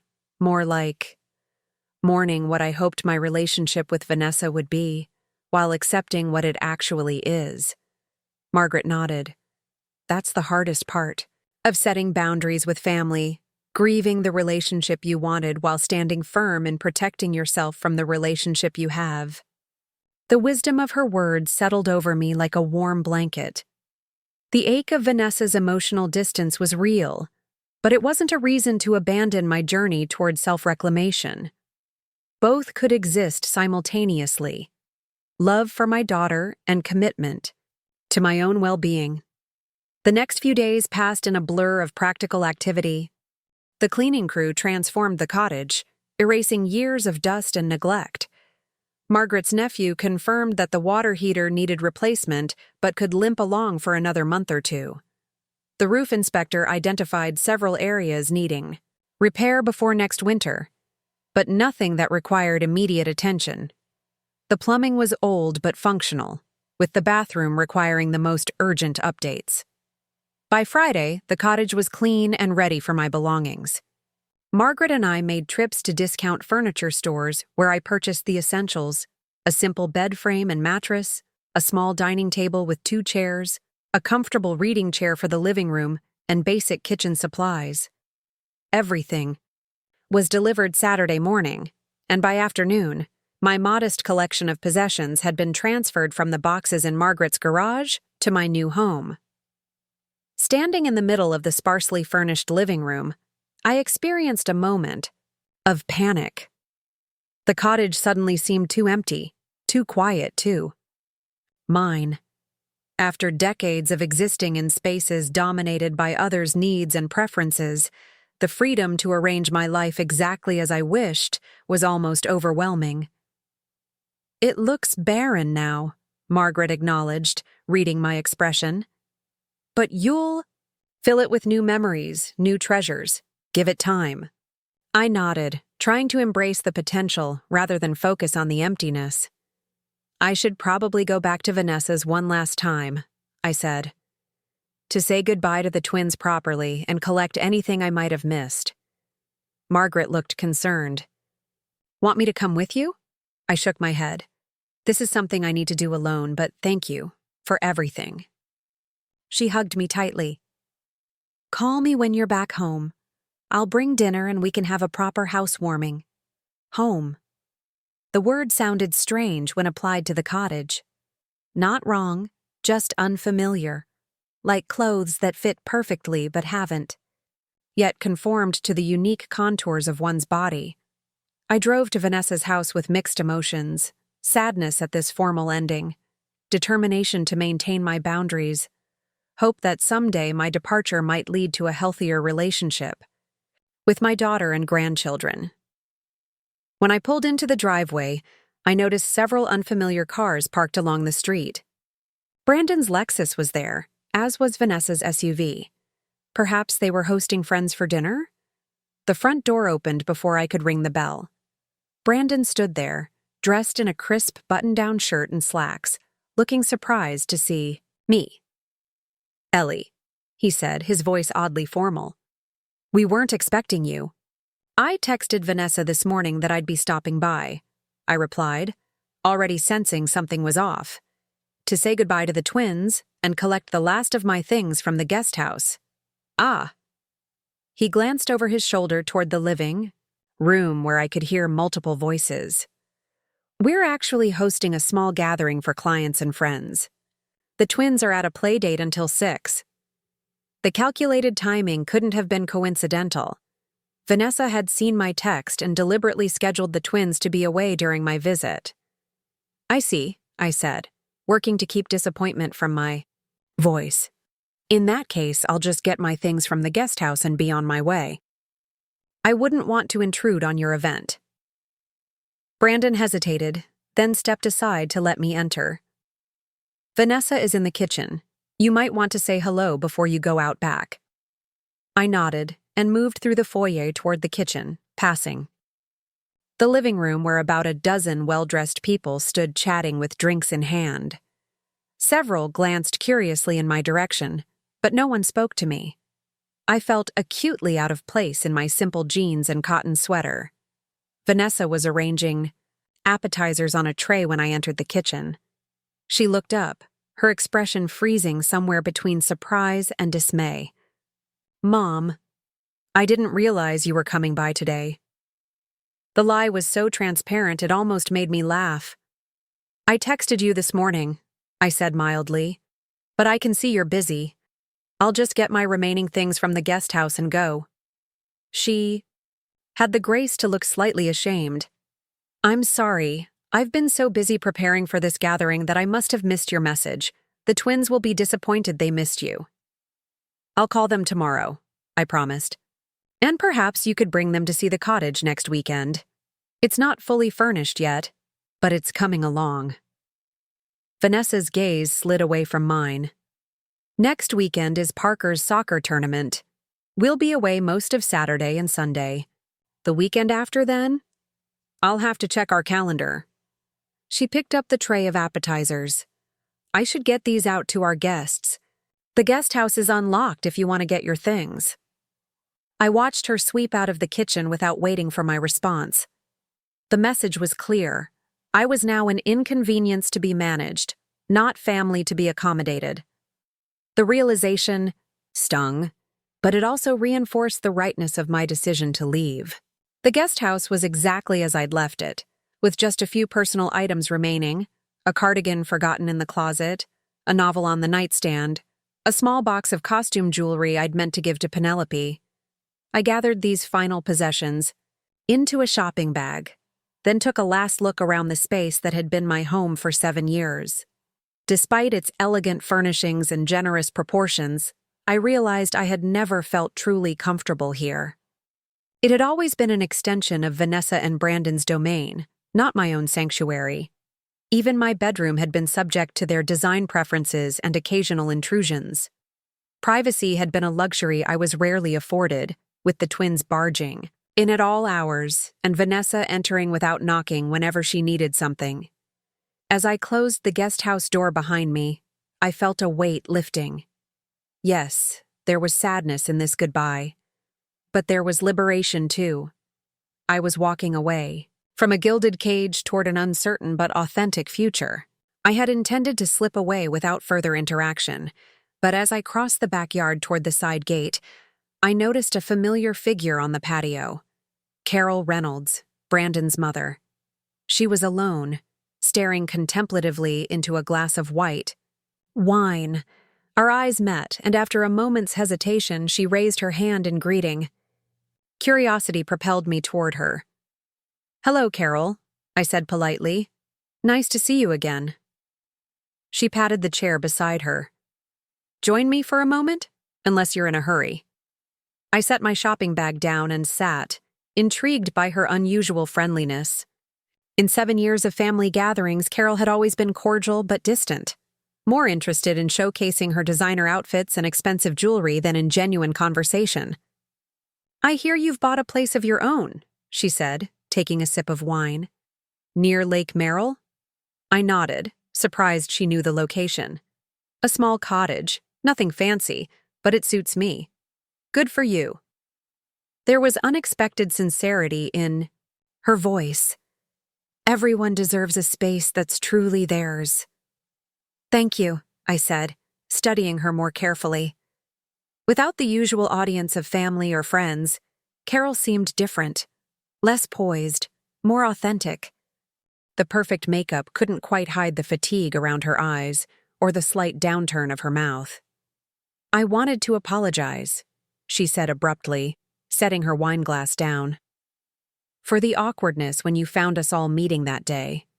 Robert and we weren't fully aware of the situation with the twins' tuition." My surprise must have shown on my face, because she continued quickly. "We were told you had volunteered to help with a portion as a gift to the twins. We had no idea you were covering the entire amount, or that it was creating financial strain for you. The revelation shouldn't have shocked me, given what I'd already learned about Vanessa and Brandon's deceptions, but somehow this additional layer of manipulation still had the power to wound." "I see," I said carefully. "And now that you know?" Carol glanced toward the house, ensuring we were still alone. "Robert and I have agreed to cover half the tuition going forward. Brandon and Vanessa will need to handle the rest, or make different educational choices for the children." Her expression softened. "We're not wealthy, Eleanor. Comfortable, yes, but not in a position to fund private education for all our grandchildren. Indefinitely." I appreciated her honesty. The twins would do well in public school. They're bright, adaptable children. "That's what I said," Carol exclaimed, then lowered her voice. "But you know how Brandon and Vanessa are about appearances. The right school, the right activities, the right address." I did know. The constant striving for status had been the driving force behind many of their decisions, including, I now realized, their insistence on having me live in their guest house. A live-in grandmother provided free childcare, certainly, but it also conveyed a certain image of family devotion and intergenerational harmony that looked good on Vanessa's carefully curated social media accounts. May I ask you something, Carol? I ventured. And I hope you'll be honest with me. She nodded, curiosity evident in her expression. Did you and Robert ever pay any portion of the twins' tuition? In the past, I mean. Carol's eyebrows rose. No, never. Brandon told us they had it covered through their own income and your generous help with occasional expenses. She paused, comprehension dawning. They told you we were contributing, didn't they? Among other things, I confirmed, the final pieces of the financial deception falling into place. They told me many things that I'm now discovering weren't entirely true. Carol looked troubled. I'm sorry, Eleanor. Truly. For what it's worth, Robert and I have always appreciated how devoted you've been to the twins. They're fortunate to have you in their lives. Her sincerity was unexpected but welcome, a small validation after years of feeling my contributions were taken for granted. Thank you, Carol. That means a lot to me. She hesitated, then added, I know it's not my place, but Brandon mentioned there might be some tension regarding your relationship with the twins going forward. I want you to know that Robert and I would never support limiting your access to your grandchildren. That would be cruel and unnecessary. Relief washed over me. If Brandon's own parents wouldn't back him in using the twins as leverage, his threat lost much of its power. I appreciate that. All I want is to maintain a loving relationship with Parker and Penelope, even as I establish healthier boundaries with their parents. Carol nodded, understanding in her eyes. Boundaries are important, especially with family. Something I wish I'd learned earlier in life. She glanced toward the house again. I should get back to the gathering before I'm missed. But Eleanor, good luck with your new home. I hope it brings you joy. As she walked away, I sat for a moment longer, processing our conversation. It had been illuminating in ways I hadn't expected, not just confirming Vanessa and Brandon's financial duplicity, but also revealing a potential ally in Carol. Perhaps she too had experienced the subtle manipulation and status anxiety that drove her son and daughter-in-law's behavior. I gathered my shopping bag and made my way to the side gate, slipping out without returning to the main house. There were no proper goodbyes, no final hugs with the twins, no closure to mark the end of my 7 years in this place. But perhaps that was fitting. My departure wasn't a clean break, but the beginning of a transition. From exploitation to authenticity, from sacrifice to self-care, from enabling to empowerment. As I drove away, I glanced in the rearview mirror at the imposing house growing, smaller behind me. For a moment, I felt a pang of worry for the twins, growing up in an environment where appearances mattered more than integrity. Then I remembered Carol's unexpected alliance and my own continued presence in their lives. Parker and Penelope would have models of different values, different choices. And perhaps, as they grew older, they would recognize the difference. The cottage welcomed me with late afternoon sunlight streaming through the windows, turning the simple rooms golden. I set my shopping bag on the kitchen counter and moved through the space, touching the walls, adjusting the curtains, getting a feel for the place as truly mine. The emptiness that had seemed stark earlier now felt full of possibility. I opened the bedroom window, letting in the scent of early spring, damp earth and budding flowers. In the backyard, birds hopped among the overgrown shrubs, untroubled by human concerns. A gentle breeze stirred the branches of the old oak tree, creating dappled patterns of light and shadow across the grass. For the first time since Thomas died, I allowed myself to imagine a future shaped by my own desires rather than others' needs. I could plant a vegetable garden in that sunny spot near the fence, transform the overgrown tangle of flowers into an ordered but natural landscape, set up an easel by the north-facing window, and finally pursue the painting I'd abandoned decades ago. I could invite the twins for weekends filled with messy art projects and homemade cookies, building relationships based on genuine connection rather than obligation. I could join Margaret's book club, reconnect with other old friends, make new ones through community classes or volunteer work. Most importantly, I could prioritize my health, take my medication consistently, eat foods that nourished my body, exercise gently, rest when tired. I could learn to listen to my heart, not just in the physical sense, but in all the ways it had been trying to guide me for years. The phone rang, interrupting my reverie. It was Margaret, calling to check on me. "All moved in?" she asked. "Yes, everything's here, which isn't saying much," I laughed. "But it already feels more like home than the guest house ever did." "That's because it's yours," Margaret said simply. "Not just legally, but spiritually. It's a space where you get to be fully yourself." She paused. "How did it go at Vanessa's?" I sighed, giving her a brief account of the gathering I'd interrupted and my surprising conversation with Carol. "The twins weren't there. I'll have to arrange another time to see them properly." "And how are you feeling about all of it?" Margaret's question was gentle but direct. I considered for a moment before answering. Sad, but not regretful. Concerned about maintaining my relationship with the twins, but determined to find a way. And underneath it all, something I haven't felt in a very long time. "What's that?" "Hope," I said, surprising myself with the truth of it. Hope that I still have time to create a life that feels authentically mine. Hope that my relationship with Vanessa might eventually heal. Once she adjusts to the new boundaries. Hope that the twins will understand someday why I had to make this choice. "That's a lot of hope," Margaret observed. "I'm glad it's found you again." After we hung up, I unpacked my small shopping bag, placing the cardigan in the closet and the novel on my new bedside table. The box of costume jewelry I set on the kitchen counter, making a mental note to give it to Penelope when I next saw her. Then I did something I hadn't done in years. I took out a blank piece of paper and began to sketch the view from my bedroom. Window, the old oak tree, the wild tangle of the garden. My hand was rusty, the lines hesitant at first, then gradually growing more confident as muscle memory returned. As the light faded and shadows lengthened across my new home, I realized I hadn't thought about Vanessa or Brandon for over an hour. My heart felt steady, my breathing easy.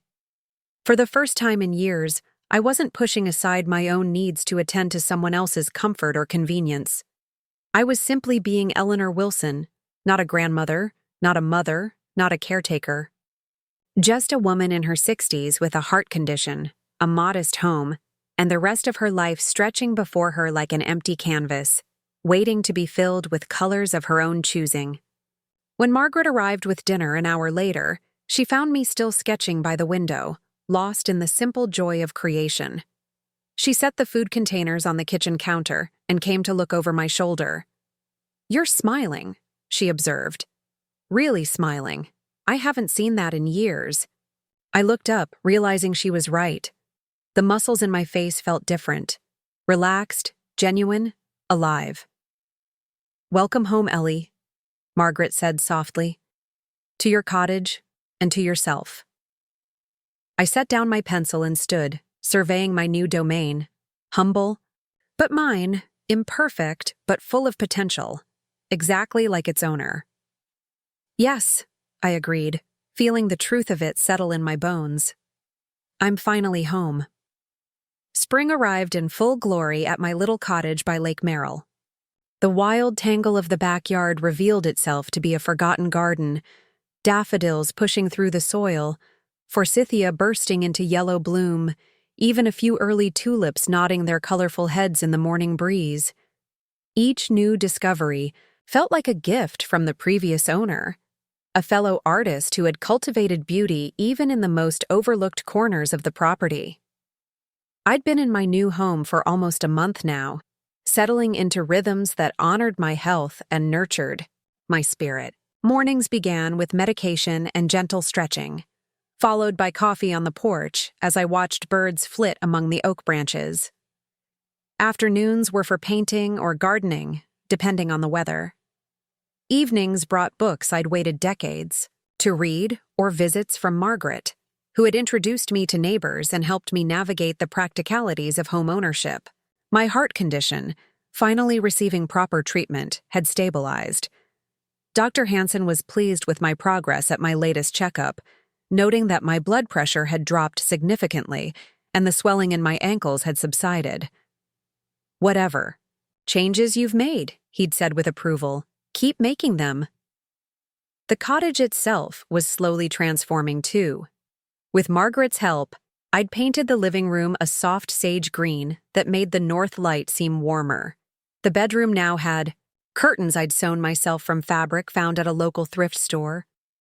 The kitchen remained largely untouched, a project for future months when my savings had recovered a bit. But I'd set up a small table by the window where I ate simple meals and watched the garden change day by day. The only shadow on my new life was the strained relationship with Vanessa and limited contact with the twins. Since moving out, I'd managed just 2 brief visits with Parker and Penelope, once when Vanessa reluctantly brought them to see the cottage, and once when I attended Parker's soccer game, afterwards taking them for ice cream with their mothers. Grudging permission. Our weekly phone calls continued, but they felt increasingly supervised, with Vanessa or Brandon always hovering nearby. Margaret noticed my melancholy one evening as we sat on my porch watching the sunset. "You're thinking about the twins," she observed, passing me a glass of iced tea. I nodded, not bothering to deny it. "They should be back from Disney World by now.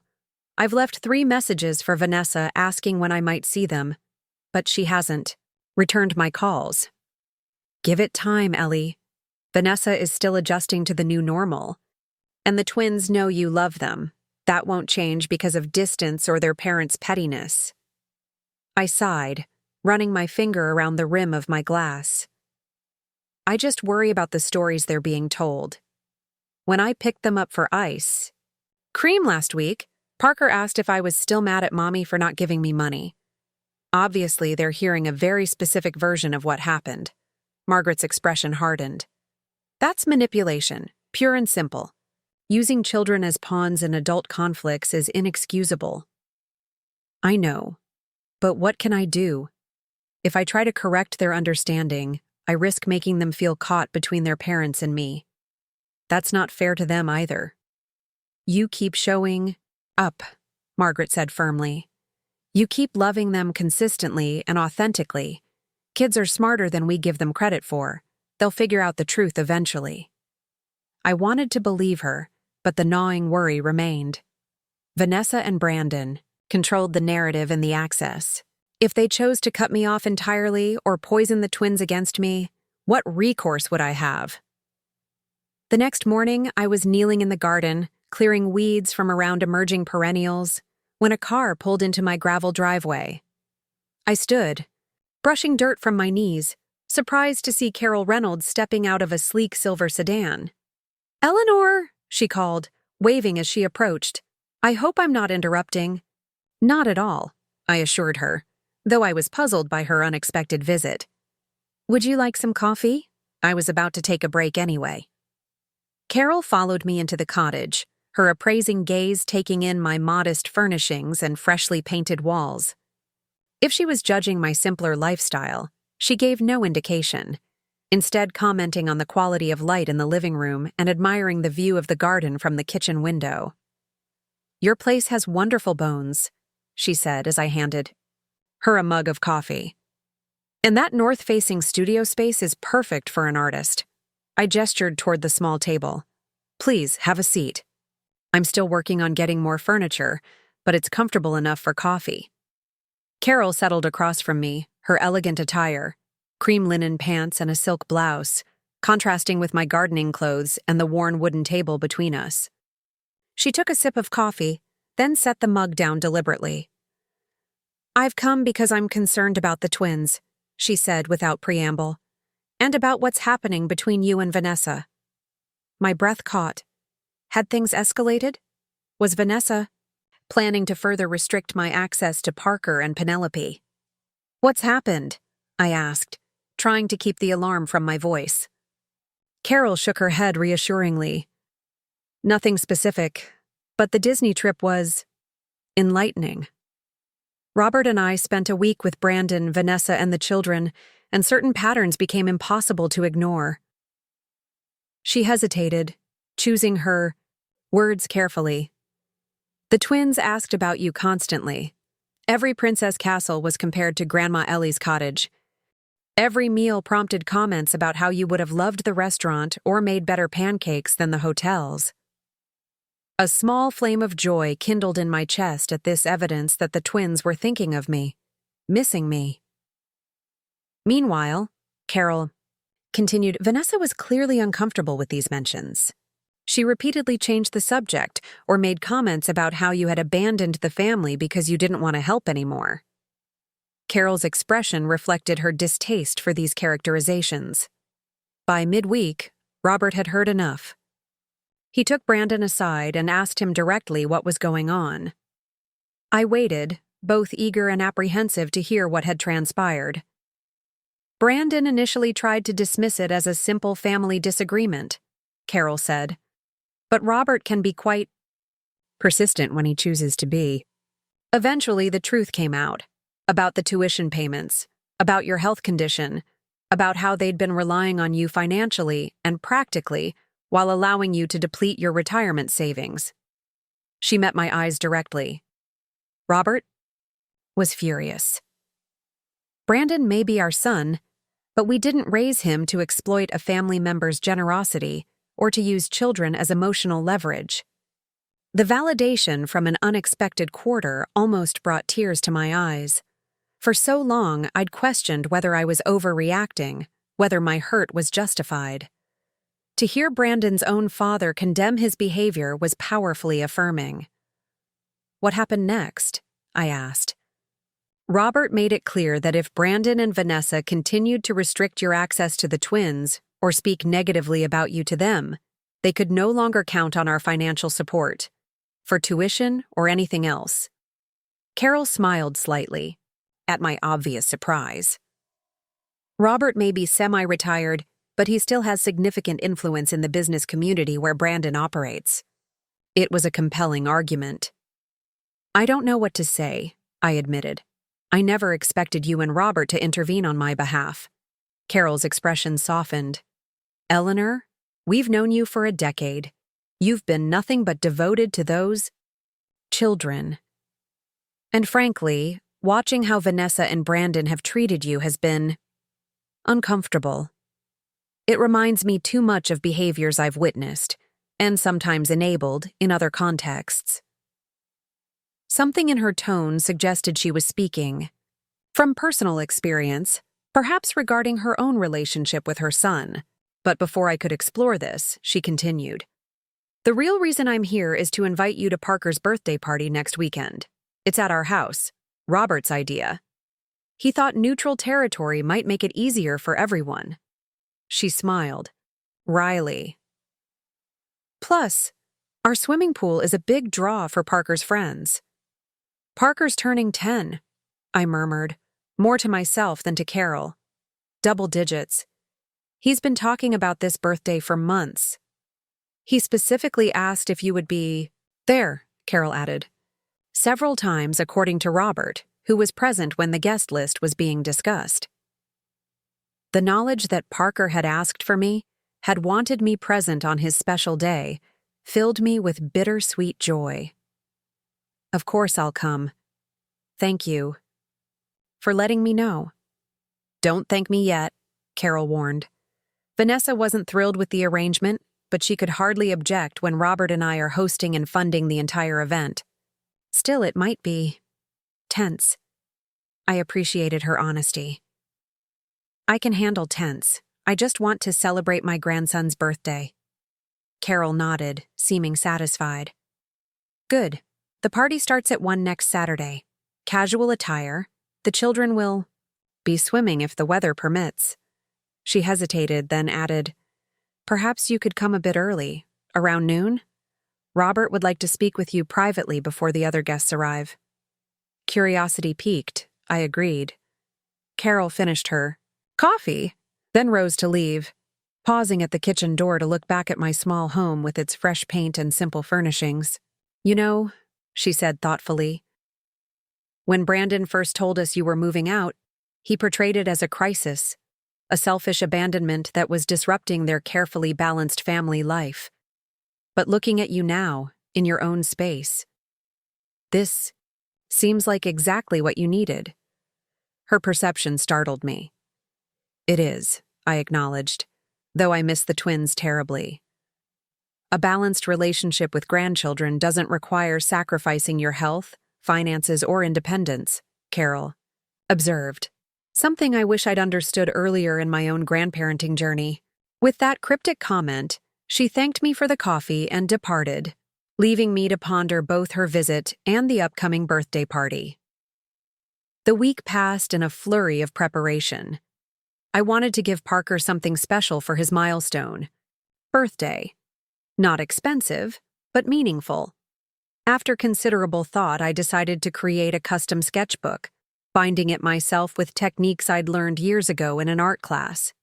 On the cover, I painted a soccer ball transforming into an eagle in flight, combining Parker's love of the sport with the freedom and possibility of his growing independence. Inside, I included several of my own sketches of places around Lake Merrill, with blank pages for Parker to add his own artwork when he visited. For Penelope, who would undoubtedly feel left out during her brother's celebration, I prepared a smaller gift, a bracelet made from polished stones I'd collected along the lakeshore, strung on elastic cord with her initial as a pendant. The morning of the party arrived clear and warm, perfect swimming weather. I dressed carefully in lightweight pants and a comfortable blouse, packed the wrapped gifts into a tote bag, and drove to the Reynolds home in the exclusive Hillcrest neighborhood. Their house was smaller than Vanessa and Brandon's, but more tastefully appointed with mature landscaping and a view of the valley below. As instructed, I arrived at noon, parking beside Robert's familiar Audi in the circular driveway. Carol answered the door, welcomingly me warmly and leading me to the back patio where Robert sat reading a newspaper. He stood when he saw me, his handshake firm and direct, just like the man himself. "Eleanor, thank you for coming early," he said, gesturing for me to join him at the table. "Carol, would you mind checking on the caterers? I'd like a few minutes with Eleanor." When Carol had gone inside, Robert folded his newspaper and regarded me thoughtfully. "First, I want to apologize for not recognizing what was happening sooner. The financial arrangements regarding the twins' education were presented to us in a way that obscured your role and the burden it placed on you." "There's no need for apologies," I assured him. Vanessa and Brandon were careful to compartmentalize information. No one had the complete picture except them. "Nevertheless," Robert insisted, "I should have asked more questions when Brandon mentioned your health issues. Instead, I accepted his characterization that you were being dramatic about a minor condition." He shook his head in self-reproach. "My own father died of heart disease at 62. I know better than to dismiss cardiac symptoms." His genuine remorse touched me. "We all have blind spots where family is concerned," I offered. "I certainly did. For years, I couldn't see how Vanessa was taking advantage of my desire to help." Robert nodded, his expression grave. "Which brings me to the reason I wanted to speak with you privately. During our confrontation in Florida, Brandon admitted something concerning, that he had, as you suspected, interfered with your retirement health benefits. Not just by carelessness, but deliberately. Though I had suspected as much, having it confirmed still sent a chill through me. Why would he do that? According to him, reducing your health coverage meant more of your pension was available for living expenses, which indirectly benefited them since you were contributing so much to the household." Robert's disgust was evident. When I pointed out that this was potentially insurance fraud, he became defensive, insisting he was just helping you simplify your retirement paperwork, and that you had signed everything willingly. My hands trembled slightly as I processed this information. Brandon hadn't just taken advantage of my generosity. He had actively undermined my health security to serve his financial interests. "What happens now?" I asked quietly. Robert leaned forward, his expression serious. "That depends on you, Eleanor. If you want to pursue this legally, I would support that decision completely." Brandon's actions were unethical and possibly criminal. However, he held up a hand to forestall my response. "I also understand if you'd prefer to focus on moving forward and maintaining your relationship with the twins. Sometimes family reconciliation requires letting go of past grievances, however justified." His understanding struck me as both genuine and unexpected. Robert Reynolds had always seemed like the quintessential businessman, focused on bottom lines and measurable outcomes. This nuanced perspective on family dynamics revealed depths I hadn't recognized. "I don't want legal trouble for Brandon," I said after careful consideration. "Not for my sake, and certainly not for the twins. What I want is a healthy relationship with my grandchildren and, eventually, a healed relationship with my daughter." Robert nodded, appearing relieved. "I thought you might say that. In that case, I'd like to propose an arrangement that might help secure those goals." He outlined a plan whereby he and Carol would establish a trust fund specifically for the twins' education, removing that financial pressure from both Vanessa and Brandon and from me. Additionally, they would institute regular grandparent days, where both sets of grandparents would have scheduled time with the children. "We're not trying to dictate your relationship with your grandchildren," Robert clarified, "but having a structured arrangement, at least initially, might help normalize your presence in their lives again, without Vanessa feeling threatened." The thoughtfulness of his proposal moved me deeply. "Thank you, Robert. That sounds like a balanced solution for everyone, especially the twins." He smiled, extending his hand to shake on our agreement. "Parker and Penelope are fortunate to have grandparents who care more about their well-being than about being right." He glanced toward the house, where Carol was visible through the window, directing caterers in setting up a buffet. "Now, shall we join the preparations? I believe the birthday boy will be arriving with his parents shortly." The party unfolded better than I could have hoped. Parker was visibly delighted to see me, rushing across the patio to throw his arms around my waist the moment he arrived. "Grandma Ellie, you came. Did you see the pool? I'm going to do cannonballs with my friends." Penelope was equally enthusiastic, though slightly miffed that it wasn't her birthday being celebrated. Her pout vanished completely when I slipped her the bracelet while the other adults were distracted with party arrangements. "A secret present just for me?" she whispered, eyes wide with pleasure. "Because you missed me?" "Because I missed you," I confirmed, helping her fasten it around her wrist. "And because you're special every day, not just on your birthday." Vanessa and Brandon remained coolly polite throughout the event, keeping their distance without being openly hostile. I followed their lead, focusing my attention on the children and the other guests rather than forcing uncomfortable interactions. There would be time for healing those relationships, but today was about Parker. When the moment came to open presents, I held my breath as Parker unwrapped my handmade sketchbook. Would it seem too simple compared to the electronic gadgets and expensive sports equipment his friends had given him? I needn't have worried. His face lit up as he examined the painted cover, fingers tracing the transformation from soccer ball to eagle. "You made this?" he asked in awe. "Just for me?" "Just for you," I confirmed. "For all your drawings and ideas. See? I started it with some pictures of places near my cottage that I think you might like to explore." He flipped through the pages, examining each sketch with serious attention. "This is the best present," he declared with 10-year-old certainty. "Because nobody else could make it, only you."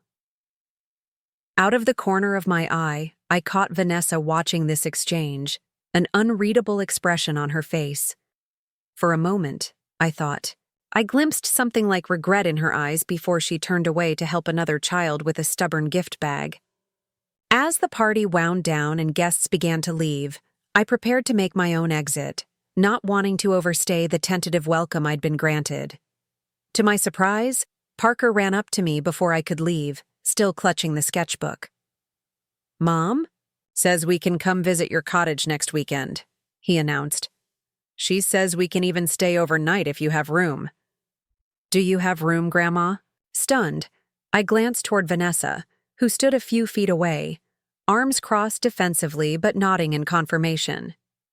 "The twins have been asking," she said stiffly. "If it's convenient for you, they could come Saturday afternoon and stay until Sunday lunchtime." It was the first genuine olive branch she had extended since our confrontation over a month ago. "That would be wonderful," I said, careful to keep my tone measured despite the joy surging through me. "I don't have extra beds yet, but they could bring sleeping bags. We could set up a little camp in the living room." "Like an indoor camping trip?" Parker's excitement was contagious, drawing a small smile even from Vanessa. "Exactly like that," I agreed. "With hot chocolate and ghost stories." "Not too scary," Vanessa cautioned, her protective instinct showing through the tension between us. "Penelope has been having nightmares lately." It was such a normal, motherly concern, so different from the calculated manipulations of recent weeks, that it sparked hope in my heart. Perhaps there was still a path forward for us, not back to the unbalanced relationship we'd had before, but towards something new and healthier. "No scary stories," I promised. "Just adventures and happy endings." As I drove home from the party, the afternoon sun warming my face through the open car window, I reflected on the unexpected turns my life had taken in recent months. From the brink of financial and physical collapse, I had found my way to independence, health, and now, potentially, reconciliation. The road hadn't been smooth, and there were surely more challenges ahead, but for the first time in decades, I was facing life on my own terms. At home, I set my keys on the small table by the door and walked through my cottage, appreciating anew its simple beauty and the peace it offered. The north-facing studio now had an easel and organized art supplies. The bedroom held a comfortable bed with linens I had chosen myself. The kitchen, though still awaiting renovation, had become a place of nourishment rather than obligation. Outside, the garden beckoned with new growth and endless possibilities. I stepped onto the porch, breathing in the scent of spring and the promise of renewal it carried. Next weekend, the twins would fill these quiet rooms with laughter and questions. Perhaps someday Vanessa might visit too, ready to build a new kind of mother-daughter relationship based on mutual respect rather than expectation and obligation. For now, though, I had this moment, standing on my own porch, heart beating steadily in my chest, medications taken faithfully each morning, no one's needs to attend to but my own. I had weathered the crisis that began when my daughter refused to help with my heart medication, learning in the process that true family supports rather than exploits, lifts up rather than depletes. Most importantly, I had discovered that it's never too late to reclaim your life, to draw boundaries around your giving, to put your own oxygen mask on first. My heart was not only surviving now, it was thriving, and that made all the difference. Up next, you've got 2 more standout stories right on your screen. If this one hit the mark, you won't want to pass these up. Just click and check them out.